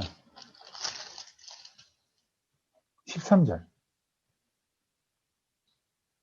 읽어볼게요. 화살통에 화살들로 내 허리를 맞추었다. 이때 허리 있잖아요. 이때 허리가 원어로는 콩팥이에요. 이래서. 그러니까 원어로는 허리가 콩팥이에요. 그러니까 콩팥이라는 게 허리의 뜻도 있고 마음의 뜻도 있거든요. 그래서 여기는 허리라고 쓴 거예요. 화살통의 화살들로 내 콩팥을 맞추었다. 그럼 콩팥이 아까 무슨 뜻이 있어? 내 감정, 내 마음 이랬다고 그랬잖아요. 그죠? 여기서 지금 말하는 게 정말 콩팥을 맞췄다는 얘기 아닐 거 아니겠습니까? 그러니까 아까 보세요. 지금 잠언서 7장에서는 화살로 간을 뚫었다고 그랬고요. 그죠? 애가에서는 뭐랬냐면 화살로 내 허리, 내 콩팥을 맞췄다고 그랬잖아요. 그죠? 이게 뭘까요? 이거예요. 우리가 보세요. 그리스도인은 원칙이 당위성으로 말씀드릴게요. 그리스도인은 원래는 자기의 간이 자기의 마음의 콩팥이 빠지고 주님의 콩팥으로 들어간 거죠. 맞잖아요. 그리고 우리는 우리의 간이 빠지고 주님의 간으로 들어간 거죠. 그러면 주님의 간이 들어갔다는 건 나의 영광, 그러니까 내 영광이 하나님의 영광이 내 영광이 된 거죠. 이해되십니까? 그러니까 예전에는 내 간이 원래 있었을 때는 내 영광이 내 영광이죠. 근데 하나님의 간이 들어오니 이제는 하나님의 영광이 나의 영광이 된 거잖아요. 맞죠? 그러면 하나님의 영광을 취한 우리는 뭔지 아십니까? 그러니까 여러분의 삶에서 여러분이 가장 영광스러울 때가 언제인지 아세요? 하나님의 영광으로 막 기뻐 죽겠을 때. 하나님의 영광을 막 너무 목격할 때가 언제인지 아세요? 삶에서 여러분이 그리스도인일 때. 그러니까 크리스찬으로서 높은 데 올라가고 뭐가 아니라 여러분이 그리스도인일 때. 엄마일 때 말고 그리스도인일 때. 아빠일 때 말고 그리스도인일 때. 사장님 말고 CEO 말고 교수 말고 선생님 말고 그리스도인일 때. 그리스도인일 때 우리는 하나님의 영광을 제일 정확하게 목격하는 거예요. 이해되십니까? 그러니까 하나님의 영광이 우리에게 들어와서 하나님의 간이 이식돼서 우리가 된 것이 그리스도인이에요. 하나님의 영광이 임했더니 우리가 된 게 그리스도인이에요. 예수님이 뭐랬냐면 주님이 뭐래요? 죽기 돌아오기 전에 내가 아직 영광을 취하지 아니했으므로. 무슨 말이에요? 주님이 십자가에 달려 죽으신 게 주님께서 영광을 취하시는 거예요. 하나님의 뜻이 이루어지는 거. 이해되십니까? 보세요. 주님은 원래부터 우리 보증할 때 기억나시죠? 주님은 태초 전부터 원래 죽으시기로 작정이 되신 분이에요. 그래서 그분이 죽으셨어요. 그러면 아버지의 뜻이 이루어진 거죠. 그게 영광이 하나님께 영광을 돌리는 거라고요. 그러면 하나님은 그것도 영광을 얻으세요. 이해되십니까? 보세요. 우리는 태초 전에 우리는 원래 구원받기로 돼 있어요. 구원받기로 된 사람이 구원을 받았어요. 누굴 통해서? 예수 그리스도를 통해서. 여러분 구원을 받았잖아요. 그러면 뭐예요? 여러분은 하나님의 뜻이 이루어진 거예요. 그죠? 그럼 여러분은 하나님이 여러분의 그리스도인이 됐음에 따라서 여러분에게 영광을 얻으신다고요. 우리는 거기서 영광을 드리는 거예요. 그러니까 우리가 영광을 드리는 건 다른 게 아니에요. 내가 그리스도인일 때. 내가 구원받은 자로서 태초 전에 예정된 대로 구원받은 자로 살면 돼요. 구원받은 자로 사는 거예요. 그러니까 보세요. 사단한테 먹히면 못 되세요? 사단한테 먹히면 이 하나님의 영광, 이것에 화살이 맞는다고요.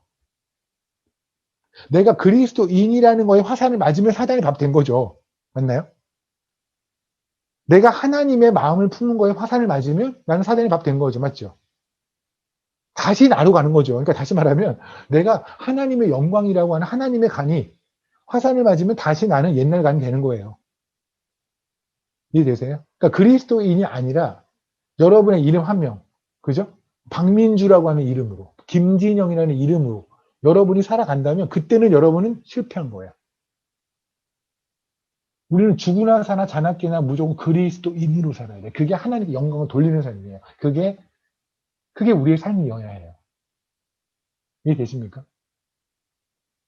너무 멋지지 않나요? 그러니까 애가에서 그렇잖아요. 똑같이 하야 돼. 콩팥을 말하는 거예요. 화살통으로 내도 콩팥을 찔 거라고요. 네가 잘못하면 네가 사단의 밥 돼. 지금 예레미야 애가는 뭐냐면 사람들이 죄를 져서 하나님께서 진노해서 말씀하시는 거죠. 그러니까 니네가 내가 준 마음, 나의 마음을 심어서 너 안에 넣었더니 너 지금 뭐 했니? 너 여전히 예전에 네가 좋아했던 거 그 마음대로 그냥 세상 너의 기호대로 그냥 세상 쫓아가서 사는 거잖아. 이해되세요? 그리고 24절 이제 내 아들아 이제 아들들아 내 말을 듣고 내 입에 말을 주의하라. 내 마음이 음녀에게로 치우지 말며 그 길에 미혹되지 말지어다. 되죠. 그가 많은 사람들을 상하여 엎드러지게 하였으니 그가 그에게 죽은 자가 허다니라. 그의 집은 스올의 길이라 사망의 방에서 내려가니라. 아멘. 그럼 봅시다. 잠언서 7장에서 말씀하시는 죄는 뭐예요? 어둠을 쫓아가는 거예요. 예전 거를 쫓아가는 거예요. 그죠? 애굽으로 다시 가는 거예요. 세상을 사랑하는 거예요. 그게 죄예요. 여러분은 근데 정말 이게 무서운 죄는 뭔지 아십니까? 차라리 세상 사람들은 세상에서 그걸 사랑하잖아요. 우리는 교회에서 사랑하는 거예요. 여러분, 그 출애굽기에서 광야에 있는 백성들이 애굽에 있는 음식 그리워할 때 보면 짜증나지 않아요? 너무 이해가 되나요? 그치, 제 고기가 부추가 얼마나 먹고 싶어서 부추 없이 인생 못 살지. 막 이렇게 공감이 되나? 아니지 않나? 그죠? 보면서 그러죠. 아, 쟤네는 세상에 하나님이 어떻게 건졌는데 그 광야 나와서 쟤네들은 여전히 저기서 그거 고기 한 점 그걸 먹겠다고 저러고 있나? 이런 생각 들지 않아요?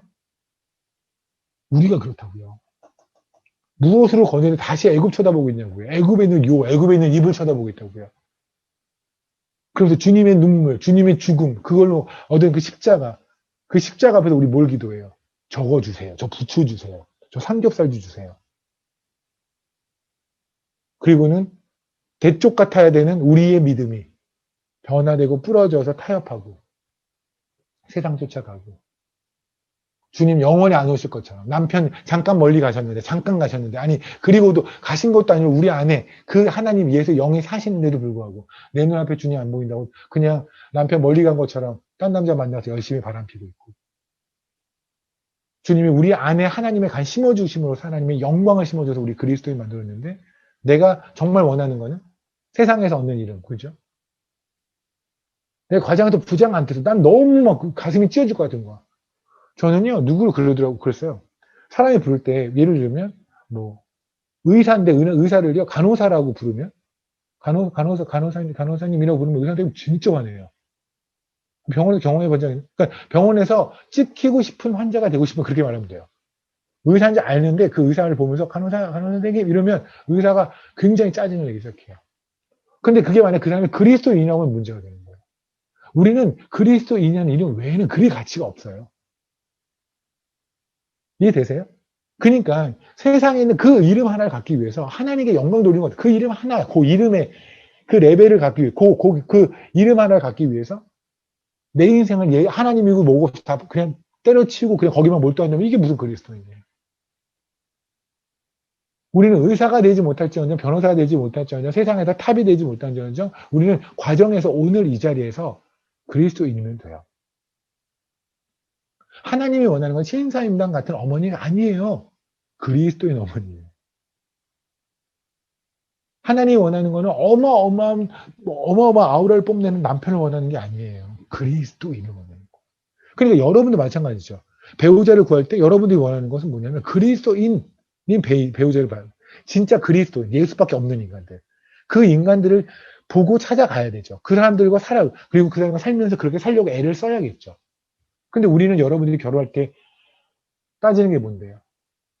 일단은 믿는 거지만 믿는 건 그렇게 조금 덜 믿어도 뭐 그건 크게 문제는 되지 않고 하지만 그 전에 가진 재산 그죠?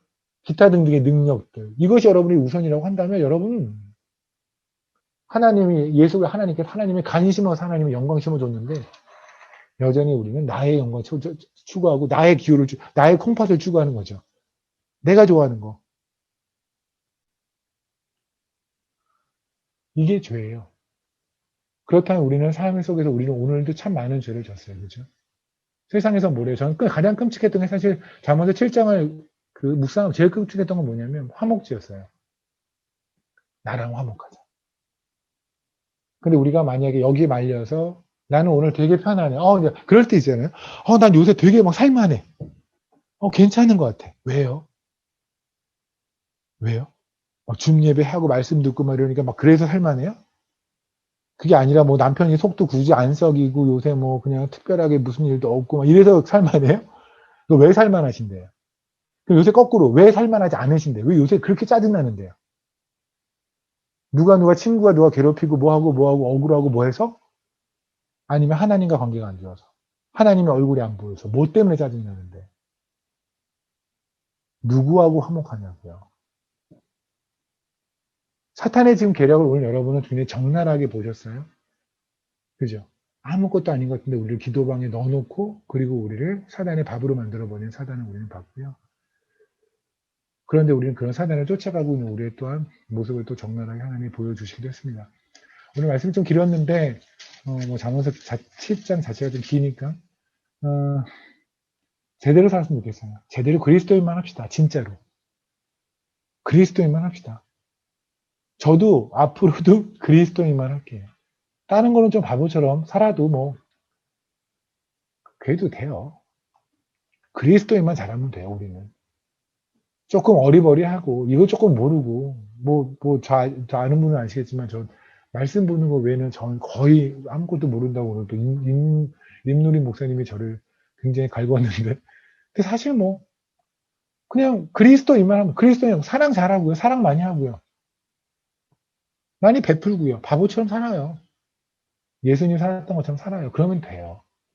그렇게 그리스도인만 합시다.